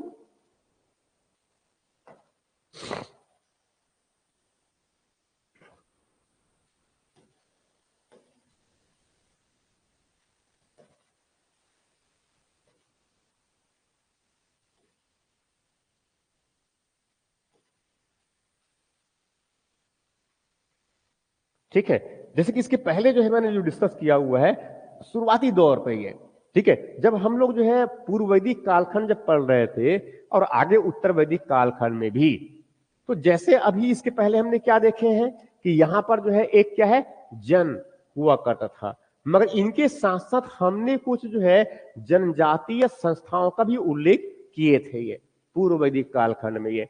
ठीक है, मैंने जो है कुछ जनजातीय संस्थाओं का उल्लेख किया था पूर्व वैदिक काल में, वहां पर सेगमेंट एक साथ में ले रहा हूं ना इनको समझने के लिए। ठीक है, तो पूर्व वैदिक कालखंड में, पूर्व वैदिक पूर्व वैदिक काल में ये, तो पूर्व वैदिक काल में मैंने बताया था कि उस समय कुछ क्या है जनजातीय संस्थाएं हुआ करते थे ये, और जनजातीय संस्थाओं मैंने जो नाम बताया था, जनजातीय संस्थाओं मैंने जो कुछ नाम जो बताया था, उनमें जो है कुछ प्रमुख, जैसे एक बताया था मैंने कौन सा, विदत, ये बताया था। और ये विदत बेसिकली क्या, इनका मुख्य काम बुजुर्गों का सभा हुआ करता था और वो लूटे हुए धन को बांटते थे। मगर हम ये भी जानते हैं कि उत्तर वैदिक काल के आते तक, उत्तर वैदिक काल, उत्तर वैदिक काल के आते तक ये विदत क्या है समाप्त हो गए, हम ये भी जानते हैं। ये लूटपाट खत्म हो गया, नियम आधारित व्यवस्था स्थापित हुआ, तो विदत क्या हो गया समाप्त हो गया। इनके साथ साथ ये तो विदत हो गया, अब उसके बाद बताया था मैंने सभा, और दूसरा क्या था समिति। तो ये पूर्व वैदिक काल में तो बहुत अच्छे हैं, इनकी पूर्व वैदिक काल में इनकी स्थिति अच्छी है, मगर उत्तर वैदिक काल में जो है इनकी स्थिति क्या है कमजोर हो जाती है। क्यों? क्योंकि अब राजा जो है महत्वपूर्ण हो गया है, राजा बहुत महत्वपूर्ण हो गया है। आगे चल करके सभा और समिति में महिलाओं का प्रवेश जो है कम हो जाता है, लगभग उनका जो है उस पर प्रतिबंध लगा देते हैं, ये कह सकते हैं उनका प्रवेश लगभग नहीं के बराबर। ठीक, उसके बाद मैंने तीसरे एक सेगमेंट, तीसरे चौथा एक और इसमें मैंने बताया था, हाँ मगर ये तो हो गया, तो विदत समाप्त हो गया। तो यहां अब यहां पर बुद्ध काल में जो है इनका, बुद्ध काल में जो है इनके कोई अवशेष, अब कोई अवशेष प्राप्त नहीं, कोई अवशेष इनका प्राप्त नहीं है। ठीक है, जन क्या बन गया महाजनपद बन गया। ठीक, अब सभा और समिति जो है स्थिति कमजोर पड़ गया, और यहां आकर के जो है इनका जो स्वरूप परिवर्तन हो गया। सभा और समिति बेसिकली क्या है, राजा को सलाह देने के लिए बनता है ना, ये राजा को सलाह देने के लिए बनता है। तो अब उनका स्वरूप बदल गया, अब यहां पर वो क्या बन गया एक परिषद बन गया जो राजा को सलाह देता है। क्या बनता है, राजा को सलाह देने के लिए क्या बन गया एक परिषद बन गया, काउंसिल के जैसा बन गया ये। ठीक है, जैसे वर्तमान में ना राष्ट्रपति की सहायता और सलाह के लिए क्या होगा मंत्री परिषद, भारत के संविधान के अनुच्छेद भूल गए सब ये 74 में लिखा हुआ है ये। ठीक है, 74 में लिखा है ये। ठीक है, परिषद बन गई है। ठीक है, तो ये समझ रहे, तो ये राज्य के लिए सलाह देने के लिए क्या है परिषद बन गया। उसके बाद मैंने एक और बताया था महत्वपूर्ण, क्या था वो गण, वो क्या बताया था मैंने गण। गण जो है ये बेसिकली क्या था पूर्व वैदिक काल में क्या है, ये जो कुछ जो है एक कुछ जो लोगों का समूह था, इसमें शासन कैसे करते हैं ये शासन जो कैसे करते हैं, ये आपस में मिलजुल करके, इनको ऐसा कहा जाए, ये गण एक ऐसी पूर्व वैदिक कालखंड में जो एक जनजातीय संस्था है, जिनमें इसमें जो है कि इसमें शासन जो है, शासन करने वाला जो मुखिया है, जिनको मैंने क्या बताया था गणपति। ठीक है, इसमें शासन करने वाला जो मुखिया है वो जनता के द्वारा, आम लोगों के द्वारा सीधा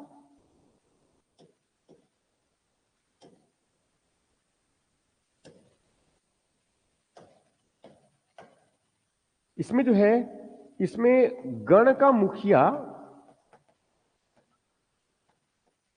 गण का मुखिया जो है आम लोगों के द्वारा निर्वाचित है, निर्वाचित नहीं कहा जाए इनको,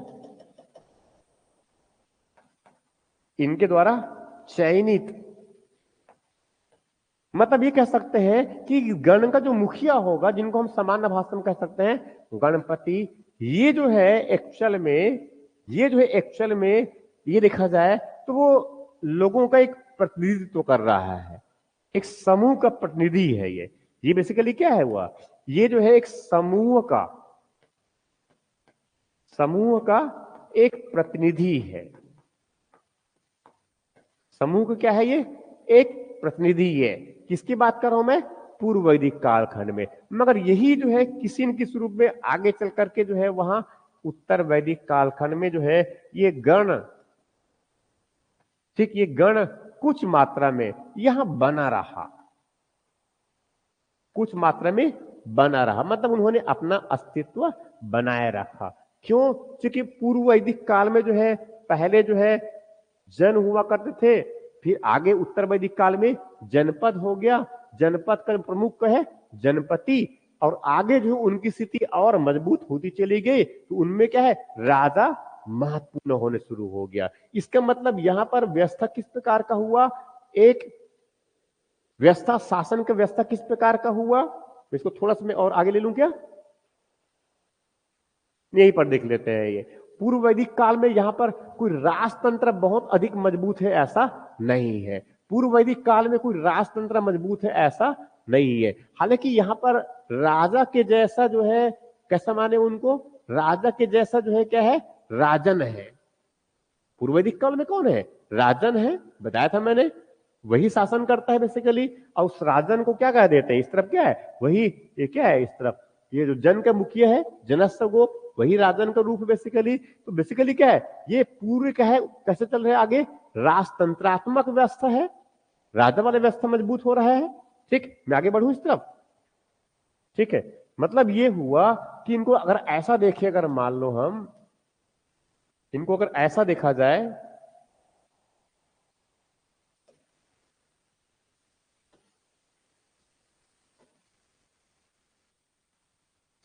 इनको ऐसा देखा जाए कि अब छठी सदी से पूर्व में है, अब छठी सदी से पूर्व में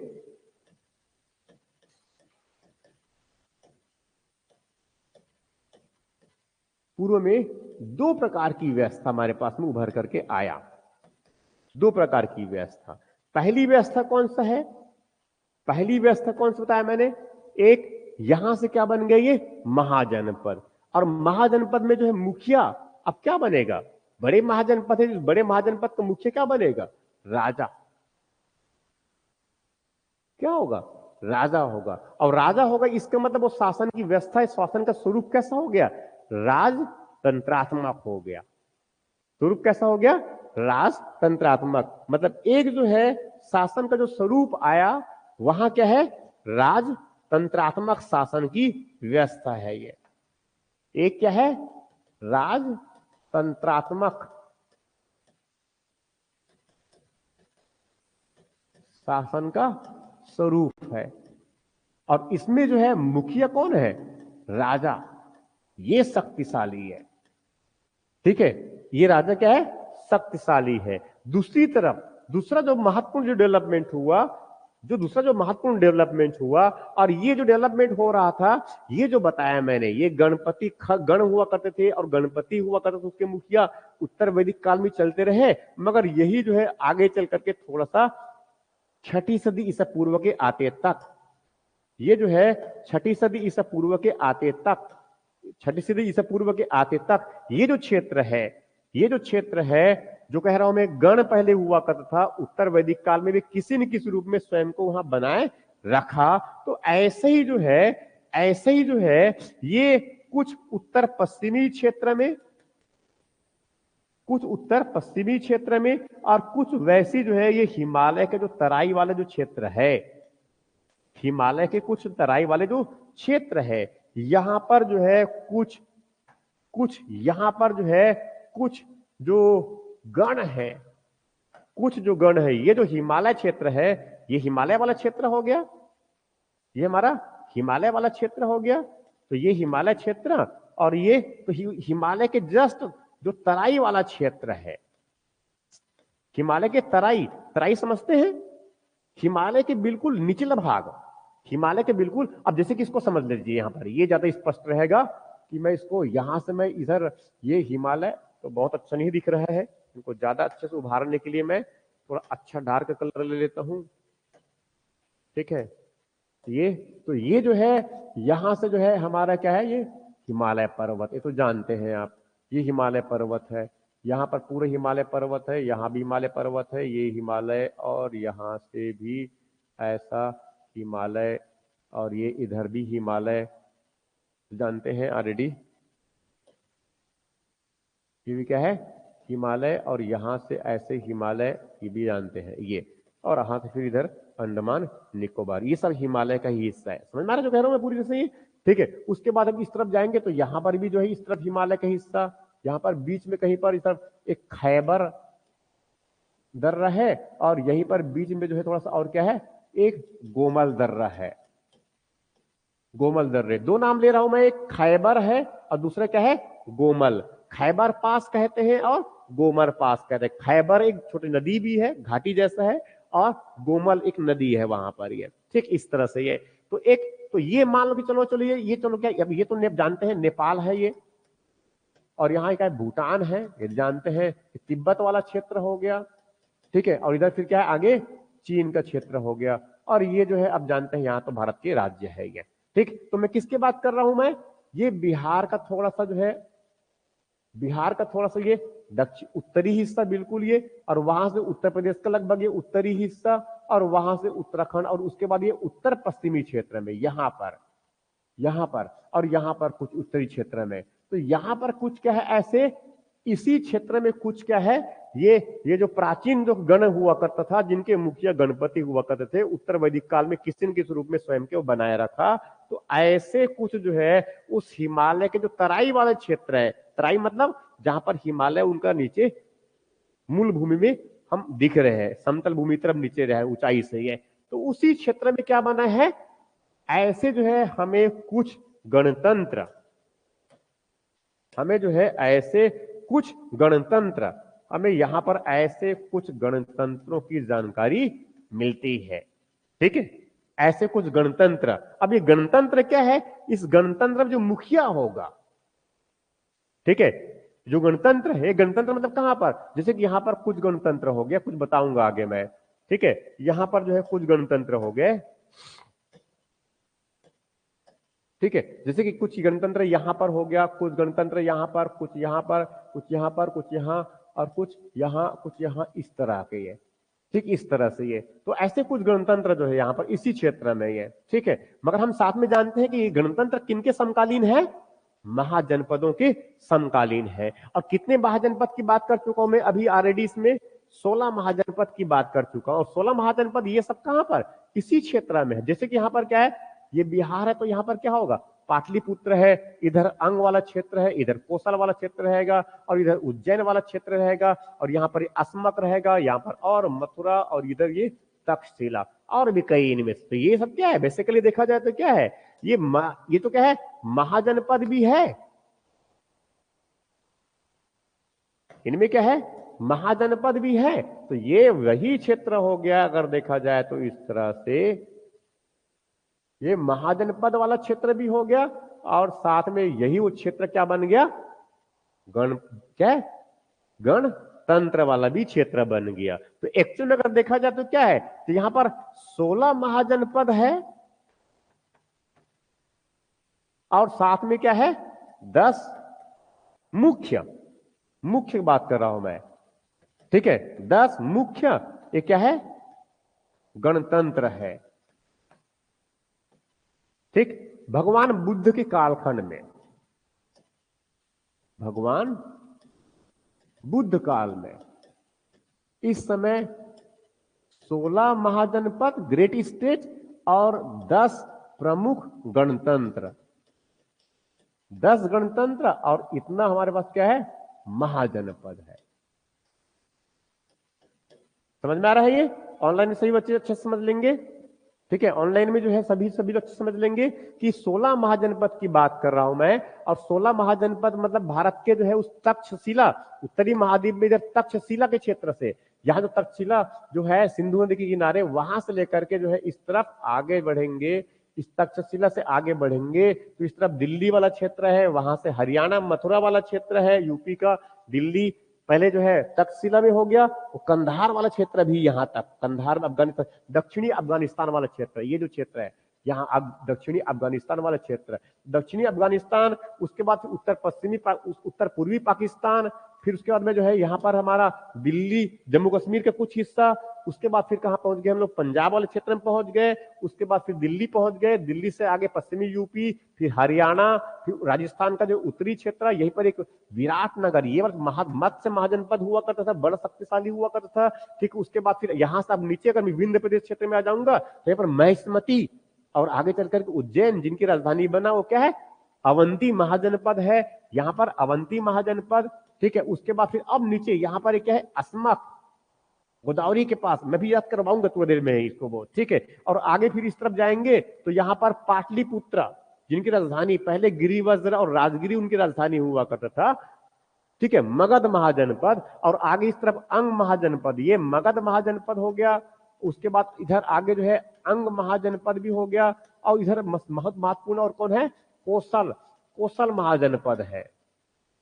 ठीक है, ऐसे और भी ये कई इनमें से है। ठीक है, कोसल महाजनपद। ठीक है, और उसी कालखंड में क्या है, ये छोटे छोटे क्या है, गणतंत्र भी है। तो ये सब क्या है, ये गणतंत्र है। ये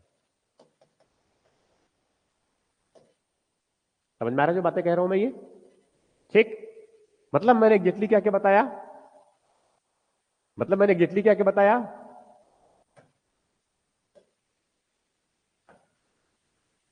कि राजतंत्रात्मक शासन व्यवस्था का स्वरूप वाला जो है, जिसमें राजा मुखिया है और उनका जो राज क्षेत्र है उसे क्या बोलते हैं, सबसे बड़ी इकाई क्या है, महाजनपद है। जिनकी जानकारी मिलती है हमें भगवती सूत्र, ये जैन ग्रंथ है, और एक जो है अगुंतर निकाय,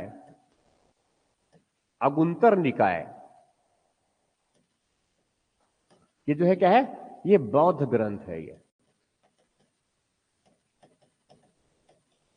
इससे जानकारी मिलती है कि 16 महाजनपद हुआ करते थे। ये किस काल में, बौद्ध काल में। ये भारत के जो है इस अलग अलग क्षेत्र में उनका विस्तार हुआ करता था। ठीक है, इनके अलग अलग क्षेत्र में इनका विस्तार हुआ करता था। अब इस 16 जो महाजनपद है, ये जो 16 महाजनपद है, ये जो है ये, ठीक है, ये जो है, हाँ थोड़ा सा पहले और साथ में ले लेता हूं मैं, इनके साथ मैंने जो है यहीं पर थोड़ा दूसरा मैंने क्या बताया कि गणतंत्र। ठीक है, तो गणतंत्र, तो इसमें जो है कुछ जो बौद्ध साहित्यिक ग्रंथ है, ग्रंथ से जानकारी मिलती है। इससे जानकारी मिलती है कि भगवान बुद्ध के काल में,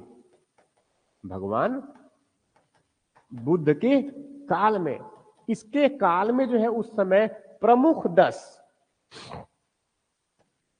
मुख्य 10 उस समय जो है गणतंत्र हुआ करते थे।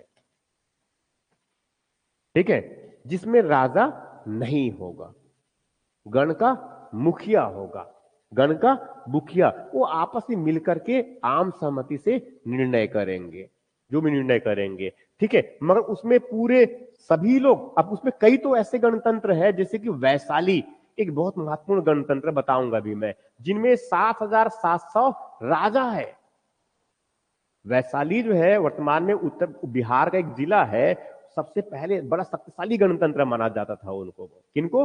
वैशाली को। और वैशाली का ही मैंने नगर वधु की बताया था, मैंने नगर वधु मिस इंडिया के जैसा, आम्रपाली बताया था मैंने, नहीं है तो क्या है, आम्रपाली वहीं की थी। ये भगवान बुद्ध के समकालीन प्रसेनजीत भी एक राजा कोसल के हुआ करते थे। ये कोसल जिनकी राजधानी पहले साकेत, बाद में अयोध्या। तो क्या है, 10 मुख्य गणतंत्र हुआ करते थे ये। ठीक है, तो 10 मुख्य गणतंत्र, तो इसमें जो है जिस मैंने एग्जांपल क्या बताया कि आपस में मिलकर के शासन के सब राजा, वैशाली में 7,700 राजा का उल्लेख मिलता है बौद्ध ग्रंथों में। अब 7,700 सात राजा मतलब क्या है, सब राजा है, मिलजुल करके शासन करते हैं, यही मतलब हुआ एक्चुअल में इनका वो।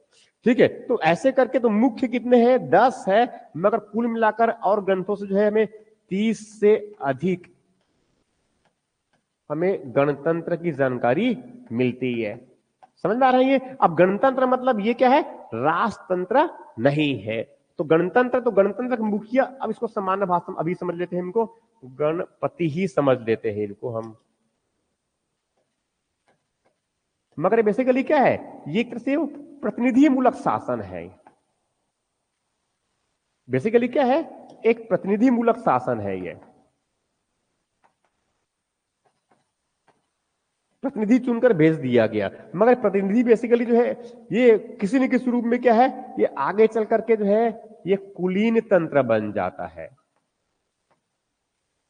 ये क्या बन जाता है, कुलीन तंत्र। अब कुलीन तंत्र का मतलब क्या होता है, जो उच्च कुल के जो लोग हैं वो उनके द्वारा शासन किया जा रहा है। इसीलिए इनको कभी कभी जो है अभिजात्य वर्ग का शासन, ये सब एग्जाम में प्रयोग करने वाले प्रयोग शब्द है ना, जितने भी यूज कर रहा हूं मैं, अभिजात्य वर्गों के द्वारा शासन। किसमें, किसमें, इस गणतंत्र में। किसमें, इस गणतंत्र में। तो कितने बताया मैंने, 16 महाजनपद की जानकारी मिल गया और साथ में 10 प्रमुख हमें गणतंत्र की जानकारी मिल गया। ठीक, अब इसमें जो है ये, इसमें मैं कुछ चीजों को प्रमुख मेंशन कर रहा हूं मैं ये। इसमें कुछ प्रमुख जो है, जो जो प्रमुख जो है, एक तो पहले में जो है इसमें जो मगध, जो महाजनपद है, क्या है, महाजनपद। तो एक महाजनपद, ठीक है, सबसे उत्तरी क्षेत्र में ले रहा हूं मैं, इनको थोड़ा सा ध्यान देंगे, ये ठीक से देख लेंगे आप लोग। एक जो महाजनपद है ये क्या है, ये पर 1 नंबर है, तो क्या है, 1 नंबर, किसके तो अच्छा है, ये क्या है, 1 नंबर दिख रहा है ये, क्या 1 नंबर दिख रहा है ये 1 नंबर है। ये क्या है, कंबोज, एक कंबोज महाजनपद हुआ करता था। ठीक है, ठीक है, ये क्या है, अफगानिस्तान के, देखे थोड़ा सा अफगानिस्तान के थोड़ा पूर्वी क्षेत्र में है, वहां पर ये हुआ करता था। अब इसकी राजधानी जो है उस समय राजपुर रजौरी हुआ करता था। इसकी राजधानी जो है राजपुर या फिर रजौरी, ये हुआ करता था। किनकी बात कर रहा हूं मैं, एक कंबोज की बात कर रहा हूं मैं, ये किनकी बात कर रहा हूं मैं, एक कंबोज की बात कर रहा हूं मैं जो लिख रहा हूं वो दिख रहा है, सिद्धार्था मुझे मैसेज करेंगे जो मैं लिख रहा हूं वो बहुत स्पष्ट दिख पा रहा है कि नहीं दिख पा रहे हैं अभी ये। ठीक है, सिद्धार्था नहीं है, पायल जी मुझे मैसेज करेंगे कि इसमें जो मैं लिख रहा हूं कंबोज राजपुर, वो स्पष्ट दिख पा रहे हैं कि नहीं दिख रहे हैं। ठीक है, कि इनको मैं बहुत स्पष्ट लिख सकूं जिससे आपको जानकारी मिल जाए। प्रशंसा भी जो है मुझे बताएंगे। ठीक, तो पहले मैंने उत्तर में एक बताया, मैंने क्या है, वो क्या है, गंबोज, कंबोज अफगानिस्तान वाले क्षेत्र में है। उसके बाद दूसरा इसमें महत्वपूर्ण है, वहां जो है पाकिस्तान में गंधार वाला क्षेत्र है, ये वो भी अफगानिस्तान के थोड़े निचले हिस्से में ही है, वो क्या है, गंधार। तो ये दूसरा नंबर का कौन सा है, गंधार, ये दूसरा महाजनपद हुआ गया था। गंधार महाजनपद जो है, जिनकी राजधानी नाम सुने हैं आप लोगों ने बड़ी मात्रा में, इनका नाम था तक्षशिला। इनका राजधानी का नाम क्या है, तक्षशिला।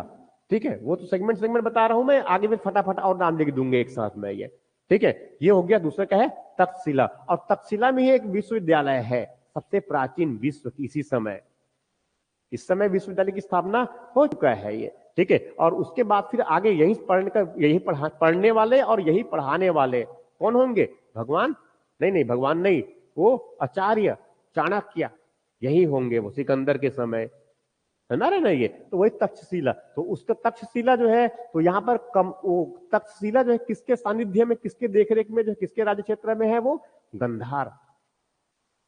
ठीक है, गंधार के राजा ये। ठीक है, उसके बाद फिर जो है, ठीक है, राजधानी तक्षशिला है। ठीक है, उसके बाद फिर दूसरा महत्वपूर्ण आगे चल रहा हूं मैं, इसमें कुरु, इसमें क्या है, कुरु। अब कुरु मतलब कहां की बात करूंगा, हरियाणा। तो ये 3 नंबर, ये क्या है 3 नंबर। तो ये क्या है कुरु राज्य है और इसकी राजधानी हम जानते हैं वो क्या हुआ करता था। कुरु की राजधानी जो है इनका हुआ करता था इंद्रप्रस्थ। इनकी राजधानी क्या है इंद्रप्रस्थ। अब कुरु तो समझ में आ रहा है वर्तमान हरियाणा में है, कुरुक्षेत्र धर्म क्षेत्र कुरुक्षेत्र, ठीक है, यही युद्ध वाला भी स्थिति है। अब उसके बाद फिर मैं आगे बढ़ रहा हूं, चौथे नंबर में इसमें क्या है सूरसेन। सूरसेन ये चौथा नंबर जो है वो ये ऐसा मथुरा के पास का क्षेत्र है बेसिकली। ये क्या होता है चौथा नंबर में, इसको मैं यहां ले लेता हूं, ये पे क्या है ये मैं इसको यहां पर ले लिया। ये मथुरा उनकी राजधानी है और इसका महाजनपद का नाम क्या है सूरसेन। महाजनपद का नाम क्या है सूरसेन। समझ आ रहा है जो मैं ले रहा हूं मैं ये। तो एक नंबर जो हो गया पहले, ठीक है, इसको मैं यहां से ज्यादा इंपॉर्टेंट लेता हूं, हाईलाइट करता हूं। ये 1 नंबर है, ये 2 नंबर है और फिर मैंने ये 3 नंबर लिया और ये क्या है 4 नंबर ले लिया है, ठीक है। अब यहां से जो है 5 नंबर, ये क्या है 5 नंबर और इसके बाद में यहां पर 6 नंबर लिया, ठीक है। तो 5 नंबर पहले पहुंच जाता हूं मैं। 5 नंबर ये जो क्षेत्र है ये किसका है मगध। मगध महाजनपद है। इनकी पहले राजधानी आगे पहले क्या था राजगृह हुआ करता था राजधानी, और आगे चल करके गिरिवज्र भी इसमें राजधानी रहा, पुराना था इसमें आगे, ठीक है। और आगे चलकर राजधानी क्या बन गई इनका पाटलिपुत्र। ये बहुत महत्वपूर्ण है, ठीक है, समझ रहे ना। ये मगध की राजधानी पाटलिपुत्र कहां पर, ये बिहार में गंगा के किनारे। एक जो है मगध, गिरिवज्र और कभी उनको गिरिवज्र या फिर राजगृह या फिर कभी कभी इनको राजगीर भी कहते हैं। राजगीर, गिरिवज्र और राजगृह या फिर पाटलिपुत्र, क्योंकि बात की राजधानी पाटलिपुत्र। और आधुनिक इसमें क्या बोलते हैं पटना। ये आधुनिक पटना वर्तमान में क्या है पटना के रूप में है ये, ठीक है। तो क्या है सूरसेन। और सूरसेन मतलब सूरसेन की राजधानी क्या है मथुरा है। मथुरा कहां पर है पश्चिमी यूपी में है, जानते हैं यार बहुत महत्वपूर्ण है, ठीक है। उसके बाद फिर मगध हो गया, कितना हो गया 5। अब उसको 6वें नंबर में लेता हूं मैं पंचाल, लिखा ना राजपुर, बहुत पीछे चल रहे हैं मतलब इसका मतलब ये है। टोटल लिखिए फटाफट लिखिए, ठीक है। उसके बाद जो है एक उसमें क्या है कंबोज। एक क्या छूट रहा है इस सब में कंबोज नहीं, कंबोज क्या कह रहा हूं मैं सब, ये जो बीच में भी क्षेत्र मैंने पंचाल, एक क्षेत्र कौन सा है पंचाल, ठीक है। तो पंचाल मतलब किन की बात करो मैं 6वें नंबर हो गया ये, ठीक है। तो ये जो क्या कहलाता है ये पंचाल, ये क्षेत्र क्या है पंचाल क्षेत्र है ये पंचाल। पंचाल एक क्या है महाजनपद है। पंचाल महाजनपद जिनकी राजधानी जो है वर्तमान जो बरेली या बंदायू, बरेली बरेली या बंदायू, ये बरेली और उसके थोड़ा आसपास क्षेत्र में एक जगह का नाम है बहराइच,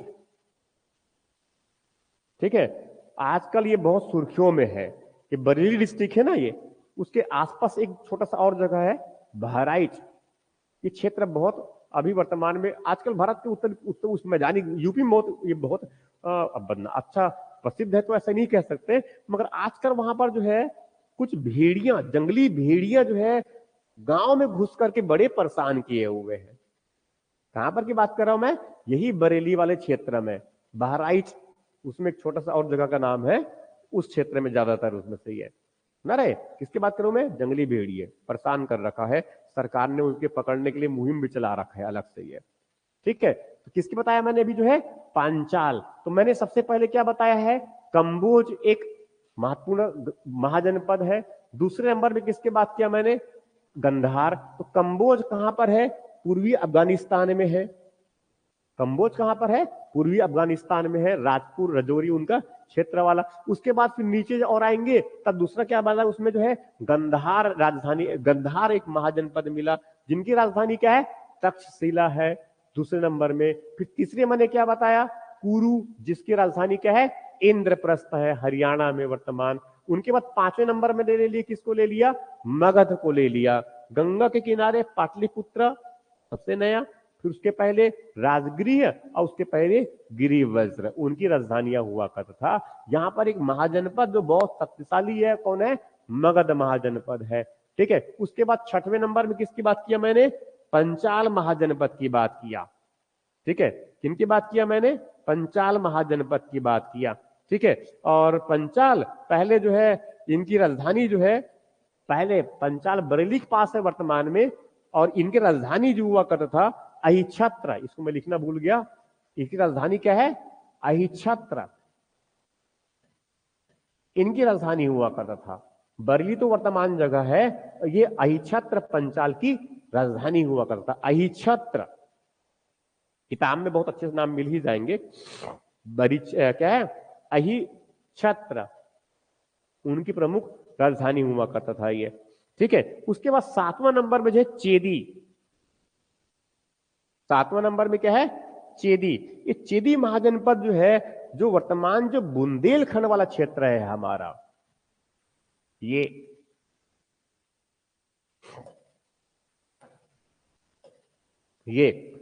बुंदेलखंड, ये बुंदेलखंड, बुंदेलखंड समझते हैं? बुंदेलों की हरबोलों की हमने सुनी कहानी थी, खूब लड़ी, राइट? मतलब वो उसी बुंदेलखंड वाले की बात कर रहा हूं मैं। ये तो वहीं पर जो है ये 6वें 7वें नंबर में क्या था? चेदी। तो क्या है 7वें नंबर में? क्या है? चेदी महाजनपद है ये है। चेदी महाजनपद, कहां से पांडिचेरी आ गया? ठीक है, ये चेदी महाजनपद है। किनकी बात कर रहा हूं मैं? चेदी महाजनपद। ठीक है, तो एक ये कौन सा है? मगध है। ये कौन सा है? मगध है। और ये कौन सा है? चेदी। समझ में? कितने नंबर हो गया?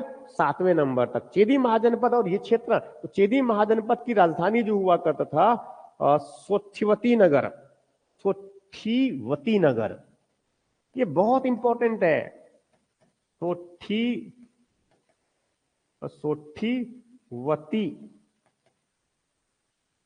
नगर, सोठीवती नगर, सोठीवती नगर, ये बहुत इंपॉर्टेंट है। ये इंपॉर्टेंट इसलिए वजह से है क्योंकि जब छत्तीसगढ़ जाएंगे तो छत्तीसगढ़ के जो है इस उत्तरी क्षेत्र में, उत्तर पश्चिमी ये जो क्षेत्र है, इस वाला क्षेत्र,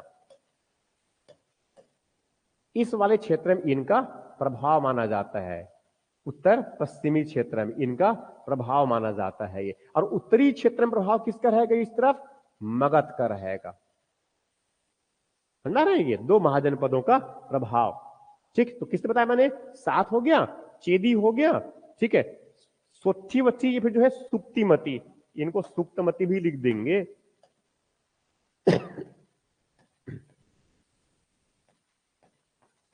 सुप्तमती। ठीक, या चेदी महाजनपद हो गया। अब उसमें 8वें नंबर में जो है जो वत्स महाजनपद, ठीक है, वत्स महाजनपद, ये क्या है? वत्स। इनको अब मैं यहां पर, ये 8वां नंबर है, और इनको मैं कहां लेता हूं? यहां पर वत्स महाजनपद है। ठीक है, क्या है? वत्स महाजनपद। ये वर्तमान कौशाम्बी के आसपास, कौशाम्बी मतलब कहां पर? वर्तमान जो कोसल वाला क्षेत्र है ये, वर्तमान जो कोसल वाला क्षेत्र है ये। ठीक है, तो इनकी राजधानी क्या हुआ करता था? कौशाम्बी। वत्स की राजधानी क्या था? कौशाम्बी। कौशाम्बी, कौशाम्बी राजधानी क्या है इनका? कौशाम्बी, ये हुआ करता था। तो कितने महाजनपद बता दिया मैंने ओवरऑल में अभी तक? 8 महाजनपद का नाम बता दिया मैंने। नहीं दिख रहा है प्रशंसा? ठीक, मैं फिर से, और नहीं दिख रहा है सर, पायल जी आप भी, ठीक है, मैं इसको थोड़ा सा अलग से लिख दूंगा साफ साफ। तो अब बस पहले नाम सुनो। पहला जो महाजनपद है उसका नाम मैंने क्या बताया? कंबोज बताया। ये कंबोज कहां पर है? अफगानिस्तान वाले क्षेत्र में है। कंबोज कहां पर है? अफगानिस्तान वाले क्षेत्र में है, जिसकी राजधानी क्या है? राजपुर है। राजधानी क्या है उनका? राजपुर है ये। उसके बाद दूसरा महाजनपद मैंने क्या बताया? गंधार महाजनपद बताया।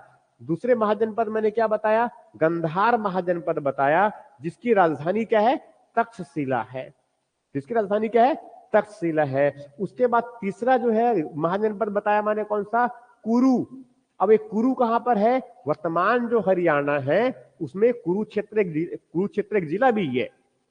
क्या है? जिला। तो वहीं पर का एक नगर हुआ करता था, तो वहीं पर क्षेत्र महाजनपद हुआ करता था, जिनको हम क्या बोलते हैं? कुरु। जिनकी राजधानी क्या हुआ करता था? इंद्रप्रस्थ हुआ करता था। उसके बाद फिर आगे जो है चौथे नंबर में बताया मैंने इसमें जो है कि सूरसेन नाम का एक जो है चौथा महाजनपद हुआ करता था, जिनकी राजधानी जो है क्या था? मथुरा हुआ करता था। ये क्या हो गया? मथुरा वाला हो गया यहां पर ये। फिर पांचवें नंबर में मैंने किसका लिया? सीधा मगध का लिया था। गंगा के किनारे है, उसमें जो है पुराना नगर इनका राजगीर और गिरादगिरी है, या फिर गिरिवज्र हुआ करता था। फिर बाद में राजधानी इनका पान गया पाटलिपुत्र, और जिनको वर्तमान पटना के रूप में हम जानते हैं। तो वहां पर कौन सा साम्राज्य, कौन सा महाजनपद है? मगध महाजनपद। समझ में आ रहा है जो कह रहा हूं मैं ये? तो कितना हो गया? 5 हो गया। उसके बाद फिर नेक्स्ट जो है छठवें नंबर में, छठवें नंबर में मैंने किसके बताया है? पंचाल, जिनकी राजधानी क्या है? अहिछत्र है। राजधानी क्या है उनका? अहिछत्र। अहिछत्र तो क्या है? पंचाल। तो शकुनी वाली पहला जो है यही था, अहिछत्र वाला, पंचाल वाला, पंचाली वाला। ठीक है, पंचाली नहीं, पंचाल में पंचाली ही है, उनका ऐसे हुआ करता था, और कुछ नाम इनका वो ठीक ध्यान में नहीं है। पंचाल जानते हैं? पंचाल की राजकुमारी कौन हो जाएगी? पंचाली। पंचाल राज्य एक। ठीक है, मगर तो महाभारत पुराना बीत चुका है और हम अभी छठी सदी विषय में चल रहे हैं। महाभारत पुराना गुजर चुका है ना। ठीक है, तो 6 हो गया। अब उसका 7वें मैंने क्या बताया? चेदी। ये बुंदेलखंड वाले क्षेत्र में क्या महाजनपद है? चेदी महाजनपद। बुंदेलखंड मतलब कौन सा? झांसी वाला क्षेत्र है, इसी की बात कर रहे हैं। अब उसके बाद फिर जो है मैंने 7वें नंबर में क्या बताया? चेदी हो गया। और चेदी की राजधानी क्या है? सोठीवती, या फिर क्या है? सुत्तीमती। सुत्तीमती। कितना हो गया? 7। 8वें नंबर में क्या बताया? वत्स। 8वें नंबर में क्या है? वत्स। और वत्स मतलब कितना हो गया? 8 हो गया। और कितना हो गया? 8। ठीक, मैं आगे बढ़ जाऊं क्या अब इसमें? अब मैं थोड़ा सा बड़ा बड़ा लिखूंगा यहां पर, महाजनपद, जिससे समझ में आ जाए। किस तरफ का? नहीं नहीं, उस तरफ भी दिखता है, और कभी कैमरा ठीक से सेट नहीं होता तो प्रॉब्लम हो जाती है सामान्यतः। ठीक है, तो अब मैं जो है आगे थोड़ा सा बड़ा बड़ा लिख रहा हूं यहां पर। ठीक है, 8 हो चुके हैं। अब इसमें जो है 9वें नंबर के लिए मुझे दूसरा मैप चाहिए था, तो उसको मैं भी ले आता हूं।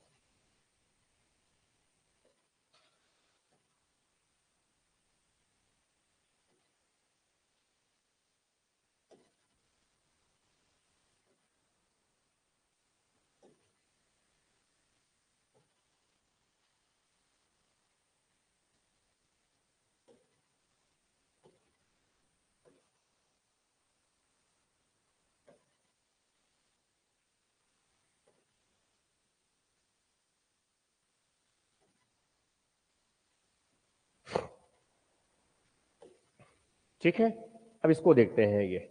तो कितना महाजनपद बचा हुआ है हमारे पास में? 8 हम समझ चुके हैं। ठीक है, अब उसमें बच गया कितना? 8। अब उसमें से 8 में से जो है एक महाजनपद 9वां नंबर का, वहां कौन सा है? कोसल। ये क्या है? 9वां नंबर का महाजनपद है, जिसका नाम क्या है? कोसल महाजनपद है।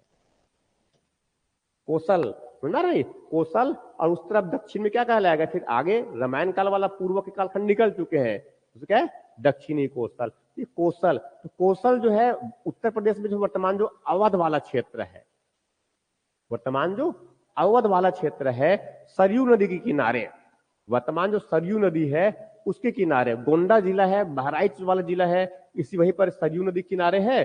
और उसके जो है जो जो जो कोसल की राजधानी उस समय श्रावस्ती हुआ करता था। ठीक है, क्या हुआ करता था? श्रावस्ती। इनकी राजधानी जो है क्या था, श्रावस्ती। क्या था, श्रावस्ती हुआ करता था। उसके बाद उसके पहले के कालखंड में एक राजधानी इनका पहले साकेत भी हुआ करता था। आगे चल करके अयोध्या भी इनकी राजधानी कुछ समय के लिए भी रहा। तो साकेत भी राजधानी रहा, कभी अयोध्या भी राजधानी रहा, और बाद में फिर साथ में क्या हो गया, श्रावस्ती इनकी राजधानी रह गया। तो 9वें नंबर में कौन सा महाजनपद है, 16 महाजनपद। अब ये दिख रहे होंगे भी कि नहीं दिख रहे होंगे, तो मैं दूसरा कलर और चूज कर लेता हूं। दूसरे कलर में अगर इनको डार्क कलर अगर चुन लिया जाए तो दिखना चाहिए। ठीक है, एक क्या हो गया, तो 8वें नंबर में क्या हो गया, कौशल हो गया। 8वें नंबर में क्या हो गया, कौशल। 8वें नंबर में क्या हो गया, कौशल। ठीक, अब उसके बाद फिर 9वें नंबर में, अच्छा 9वें नंबर में क्या है, कौशल है। और उसके बाद फिर जो है 10वें नंबर में, 10वें नंबर में किसकी बात कर रहा हूं मैं, काशी की बात कर रहा हूं मैं। ये 10वें नंबर कौन सा, काशी। ये हो गया 10वें नंबर में काशी। अब काले रंग में मैंने काशी लिख दिया है, तो दिख रहा है। ठीक है, तो संस्था मैसेज करेंगे मुझे कि दिख पा रहे हैं कि नहीं दिख पा रहे हैं। अच्छा ठीक ठीक, पायल जी अब दिख रहे हैं, अब दिख रहे हैं। ठीक है, मैं काले में लिखता हूं थोड़ा ज्यादा अच्छा, बड़ा बड़ा। ठीक है, तो काशी, तो वर्तमान जो काशी है, जानते ना, ये जिनकी राजधानी क्या है, वाराणसी। वाराणसी से प्रधानमंत्री नरेंद्र मोदी का जो है उनका संसदीय क्षेत्र। ठीक है, तो काशी जानते हैं, बहुत महत्वपूर्ण, जो काशी उस समय का प्राचीन नगर है ये। ठीक है, वाराणसी जो है। ठीक है, तो ये क्या हो गया, 10वें महाजनपद हो गया। उसके बाद 11वें नंबर जो है एक महत्वपूर्ण जगह का नाम है मल्ल। अब मल्ल कहां पर है, ये हो गया मल्ल। ये क्या है, मल्ल। तो ये 11वां जो महाजनपद है, ये जो 11वां महाजनपद है, 11वां जो महाजनपद है, ये क्या कहलाएगा, मल्ल। ये क्या है, 11वें नंबर है एक्चुअल में ये। तो ये क्या कहलाया, अब यहां से मल्ल। मल्ल जो है एक महाजनपद है। मल्ल महाजनपद जिनकी राजधानी जो है, जिनकी राजधानी जो है, मल्ल के राजधानी जो है यहाँ कुशीनगर। दो राजधानी था, एक कुशीनारा था और दूसरा जो है पावा। इनकी दो राजधानी है, एक कुशीनारा है। कुशीनारा नाम सुने हैं, भगवान बुद्ध का जन्म से, भगवान बुद्ध के जीवन से संबंधित महत्वपूर्ण स्थल क्या है, कुशीनारा। ठीक है, महत्वपूर्ण क्या है इसमें, मैं इसको इधर लिखता हूं, ज्यादा समझ में आएगा। ये मल्ल हो गया राजधानी, मल्ल एक महाजनपद हो गया, और जिसकी राजधानी क्या है, कुशीनारा। और दूसरी इनके अलावा जो है एक क्या है, पावा। एक नाम सुने होंगे आप लोगों ने, पावापुरी। ये भगवान बुद्ध से संबंधित बहुत महत्वपूर्ण सब स्थल है। कोई उनके जन्म वाला है, तो कोई और उनके कुछ अलग अलग जीवन के काल से संबंधित है। ठीक है, तो कितना हो गया, 11 महाजनपद हो गया। उसके बाद फिर जो है मैं 12वें महाजनपद में चलता हूं, वहां है वज्जी। वहां क्या है, वज्जी। ठीक है, क्या है, वज्जी। ये वज्जी जो है कहां पर, बिहार में। वज्जी कहां पर है ये, बिहार में। बिहार में जो है वर्तमान में, जैसे कि जो वैशाली 12वें नंबर, ये क्या हो गया, ये वज्जी है 12वें नंबर में। तो यही क्या है, वज्जी। ये वज्जी महाजनपद है। महाजनपद का नाम क्या है, वज्जी है, जिनकी राजधानी क्या हुआ करता था, वैशाली। इनकी राजधानी क्या है, वैशाली महाजनपद है ये, वज्जी महाजनपद है। कौन सा महाजनपद हो गया, वैशाली। क्लियर समझ में आ रहा है ये, ठीक, कितना हो गया, वैशाली। तो हम लोग कहां पहुंच गए, मल्ल भी हो गया, कौशल भी हो गया, और वज्जी। वज्जी की राजधानी क्या है, वैशाली। ये बहुत महत्वपूर्ण है। उनके बाद फिर जो है 12 हो गया, 12 के बाद 13 नंबर की बात करो, मत्स्य। 13 नंबर में क्या है, मत्स्य। मत्स्य, ये मत्स्य महाजनपद है, जिसकी राजधानी जो है, जिनकी राजधानी जो है विराटनगर। ये विराटनगर बहुत प्राचीन नगर है। ये विराटनगर बहुत प्राचीन नगर है। जब वो पांचों पांडवों को जो है जब उसको वनवास हुआ था, पांचों पांडवों को वनवास कितने वर्ष का था? 11 साल का था कि 14 साल का? 11 साल का। 10 ज्ञात वाला और एक जो है अज्ञात वाला, यही था ना ये। तो अज्ञात वर्ष, अज्ञात काल में जो है, जो अज्ञात वनवास वाला काल था ना उनका, वो यही विराट नगर में छुप करके बिताए थे ये। अर्जुन जो है वो बन गया था, वो किन्नर बन गया था नृत्यांगना वाला, और भीम जो है सेवक वे काम करते थे, और युधिष्ठिर तो उसी, हाँ ठीक ठीक ठीक, रसोई वाला भीम जो है वो, राइट राइट, वो रसोईया बन चुका था वो इस प्रकार से। ठीक है, तो ये विराट नगर में छुप के रुके रहिए। मगर इसी समय जानते हैं कि छत्तीसगढ़ में भी जो लाखागिरी वाला मिल जाता है, वो बीच में आए रहे होंगे लाखागिरी वाला, छत्तीसगढ़ में लाखागिरी मिलता है ये। तो मत्स्य महाजनपद, तो ये राजस्थान के क्षेत्र वाले क्षेत्र में क्या है, राजस्थान वाले क्षेत्र में क्या है, मत्स्य महाजनपद है। ठीक है, क्या है, मत्स्य महाजनपद, जिनकी राजधानी क्या है, विराटनगर है, जिनकी राजधानी क्या है, विराटनगर है। उसके बाद फिर जो है, और विराटनगर क्यों कहते हैं, क्योंकि इनके संस्थापक का नाम क्या था, विराट हुआ करता था। उसके बाद फिर जो है सबसे पूर्वी क्षेत्र में, सबसे पूर्वी क्षेत्र में ये जो है महाजनपद, सबसे पूर्वी क्षेत्र में, यहां पर एक पूर्वी क्षेत्र में 14 नंबर ले रहा हूं मैं, ये क्या है, अंग महाजनपद। कौन सा महाजनपद, अंग। वर्तमान जो भागलपुर है, बिहार का वर्तमान भागलपुर और जो मुंगेर वाला क्षेत्र है, वहां पर एक महाजनपद हुआ करता था, वो अंग। और अंग की राजधानी जो है चंपा, चंपले चमेली, तो क्या है, चंपा की चंपा क्या है, उनका एक नगर था महत्वपूर्ण, चंपा नगर महत्वपूर्ण है। और अंग, तो अंग मतलब कहां पर, बिहार में। तो बिहार में देखा जाए तो कौन कौन हो गया, एक तो अंग महाजनपद बिहार में हो गया, दूसरा कौन सा है उधर, मगध महाजनपद भी कहां पर है, बिहार में ही है। वज्जी महाजनपद भी कहां पर है, बिहार में ही है। वो मल भी अगर थोड़ा, मल थोड़ा उधर ऊपरी चला जाएगा, ठीक है, तो इतना, तो कम से कम एक मगध हो गया, एक अंग हो गया, और एक वज्जी, ये तीनों कहां पर है, बिहार। मगर सबसे पूर्वी महाजनपद क्या है, अंग है। एग्जाम में से पूछा है कौन पूर्वी महाजनपद है, कौन दक्षिणी महाजनपद है, कौन सबसे उत्तरी महाजनपद है, और कौन सबसे पश्चिमी महाजनपद है, ऐसा पूछा हुआ है। कौन कौन सा महाजनपद जो है गंगा के मैदानी वाले क्षेत्र में है, कौन सा सिंधु के मैदान वाले क्षेत्र में है, कौन थार मरुस्थल वाले क्षेत्र में है, कौन विंध्य प्रदेश वाले क्षेत्र में है, कौन गोदावरी के तट पर है। प्रश्न ये सब पूछे हुए हैं, ऐसे अलग अलग रूपों से। तो हमें थोड़ा दिमाग को खुले रखना है, समझ में आ रहा है जो कह रहा हूं मैं ये। तो अब कितने नंबर तक पहुंच गए हम लोग, 13, 14 हो गया ना अंग।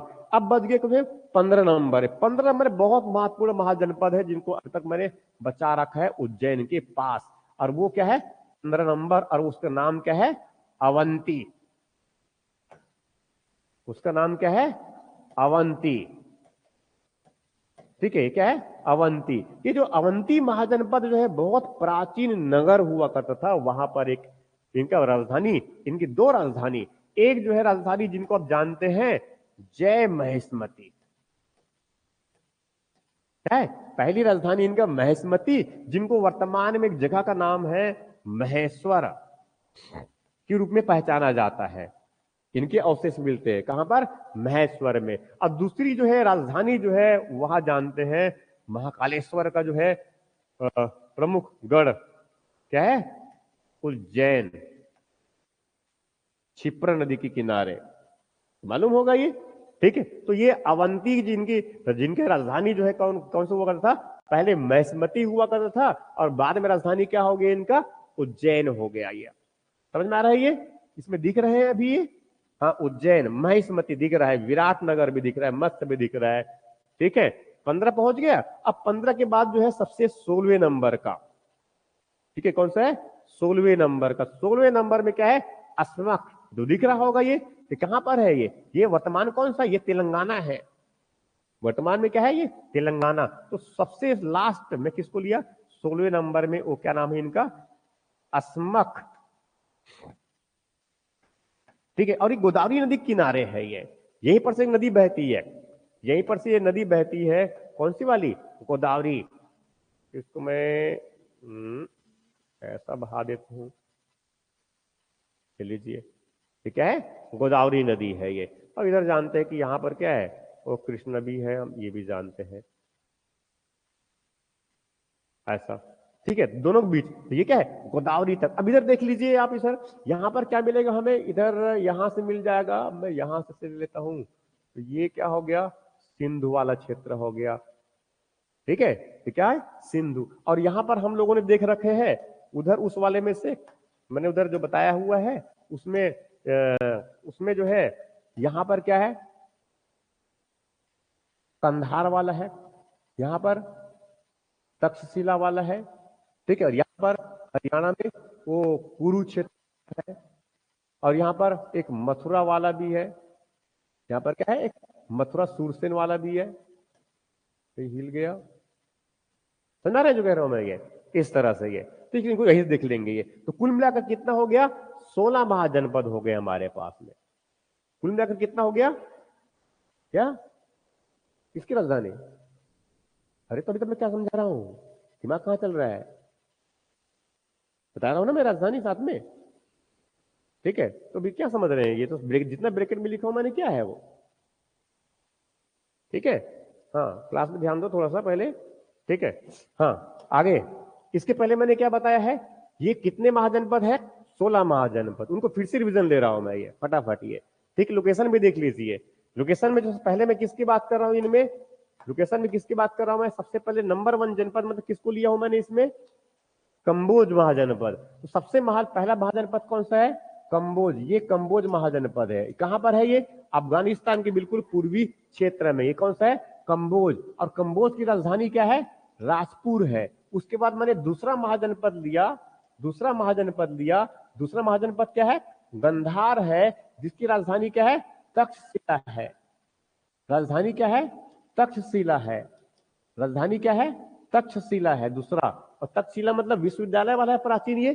ठीक है, हम भी यहाँ के शासक बाद में कालखंड में हुए हैं। ठीक है, उसके बाद तीसरा महाजनपद लिया हूं मैं इसमें, वहां क्या है, कुरु। ये कुरु कहां पर है, वर्तमान जो हरियाणा है वहां पर हुआ करता था, जिसकी राजधानी क्या है, इंद्रप्रस्थ। जिनकी राजधानी क्या है, इंद्रप्रस्थ है। वैसी फिर दूसरी महत्वपूर्ण जो महाजनपद मैंने तीसरे के बाद चौथे नंबर में लिया है, वहां क्या है, मथुरा। मथुरा महाजनपद है। कौन सा है, मथुरा महाजनपद, नहीं नहीं, सूरसेन महाजनपद है। क्या है, महाजनपद का नाम क्या है, सूरसेन है। सूरसेन महाजनपद है, जिनकी राजधानी क्या है, मथुरा है। ठीक है, ये कितने नंबर को, 4 हो गया। 5वें नंबर में बताया था मैंने, 5वें नंबर में क्या है, मगध महाजनपद, पाटलिपुत्र वर्तमान। तो यहां से क्या है, मगध महाजनपद है, जिसकी राजधानी पहले जो है गिरिवज्र हुआ करता था, बाद में राजगृह या फिर राजगीर, फिर बाद में जो है नई राजधानी बनाया गया पाटलिपुत्र को। 5वें नंबर का ये वर्तमान बिहार में है। उसके बाद फिर जो है 6वें नंबर के महाजनपद लिया था मैंने, कौन सा गया, 6वें नंबर में क्या है, पंचाल महाजनपद। ये कौशाम्बी के पास में, ये 6वें नंबर में कौन है, पंचाल महाजनपद। पंचाल, और पंचाल की राजधानी क्या था, अहिछत्र। राजधानी इनका क्या है, अहिछत्र राजधानी इनका हुआ करता था। ठीक है, उसके बाद फिर जो है, अब 6वां हो गया। 7वें नंबर में बुंदेलखंड वाले क्षेत्र में क्या है, चेदी महाजनपद। कौन सा महाजनपद है, चेदी महाजनपद, जिनकी राजधानी जो है सोथवती नगर, सोठीवती नगर या फिर सुक्तमती, इनकी राजधानी हुआ करता था। उसके बाद फिर दूसरे नंबर में आगे, तो 7 नंबर के बाद 8वें नंबर में, 8वें नंबर में क्या बच गया, वत्स। वत्स कहां गया, हाँ, ये वत्स क्या है, ये वत्स हो गया 8वें नंबर का। और वहां से जो है क्या है, ये वत्स। वत्स कौशाम्बी वाले क्षेत्र में है, थोड़ा निचली हिस्से में। ठीक है, वत्स जिनकी राजधानी क्या था, ये कौशाम्बी हुआ करता था। तो ये हो गया 8 महाजनपद। उसके बाद फिर जो है अगला जो है 8 महाजनपद जिनकी बताया मैंने। तो अगला 8 महाजनपद मतलब कौन कौन सा हो गया इसमें, पहला 8वें नंबर का महाजनपद मुझे फटाफट बताइए। 8वें नंबर में क्या हो गया, नहीं 8वें नंबर नहीं, 9वें नंबर से, 8 तो पहले हो गया ये। कौन सा है, कोसल। तो 8वें नंबर में क्या है, कोसल महाजनपद है। कोसल की राजधानी बताओ, पहले क्या है, श्रावस्ती है। श्रावस्ती, श्रावस्ती, पहले साथ में बताया मैंने कौन सा, साकेत, और साकेत के साथ में बताया मैंने अयोध्या, ये हो गया। फिर 9वें नंबर में महाजनपद क्या है?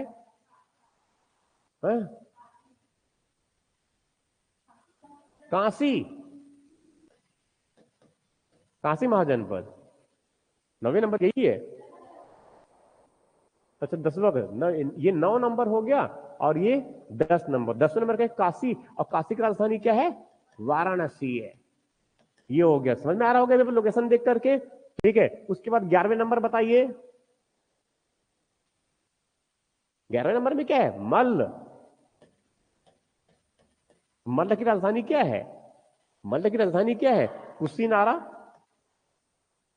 कुशीनारा, या फिर क्या बोलते हैं इनको, पावा, पावापुरी भी कह देते हैं इनको वो, ठीक है। फिर 12वां नंबर में वज्जी है, और वज्जी की राजधानी क्या है? वैशाली राजधानी है, ठीक है। 13वें नंबर में क्या है? क्या है? मत्स्य, मत्स्य की राजधानी क्या है? विराटनगर है, ठीक है। 14 नंबर में क्या है? अंग महाजनपद है, और अंग महाजनपद की राजधानी क्या है? चंपा। 15 नंबर में क्या है? अवंती। अवंती की 2 राजधानी बताया मैंने, एक महिष्मती है, महिष्मती, और दूसरा कौन सा है? उज्जैन है।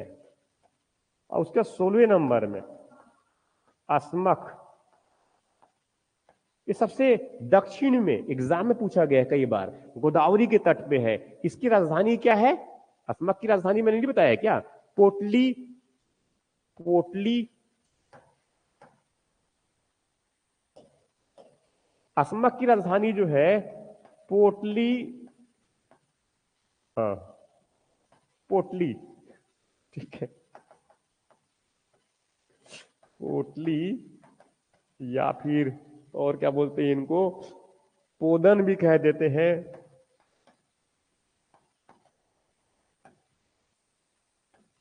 प्रतिष्ठान,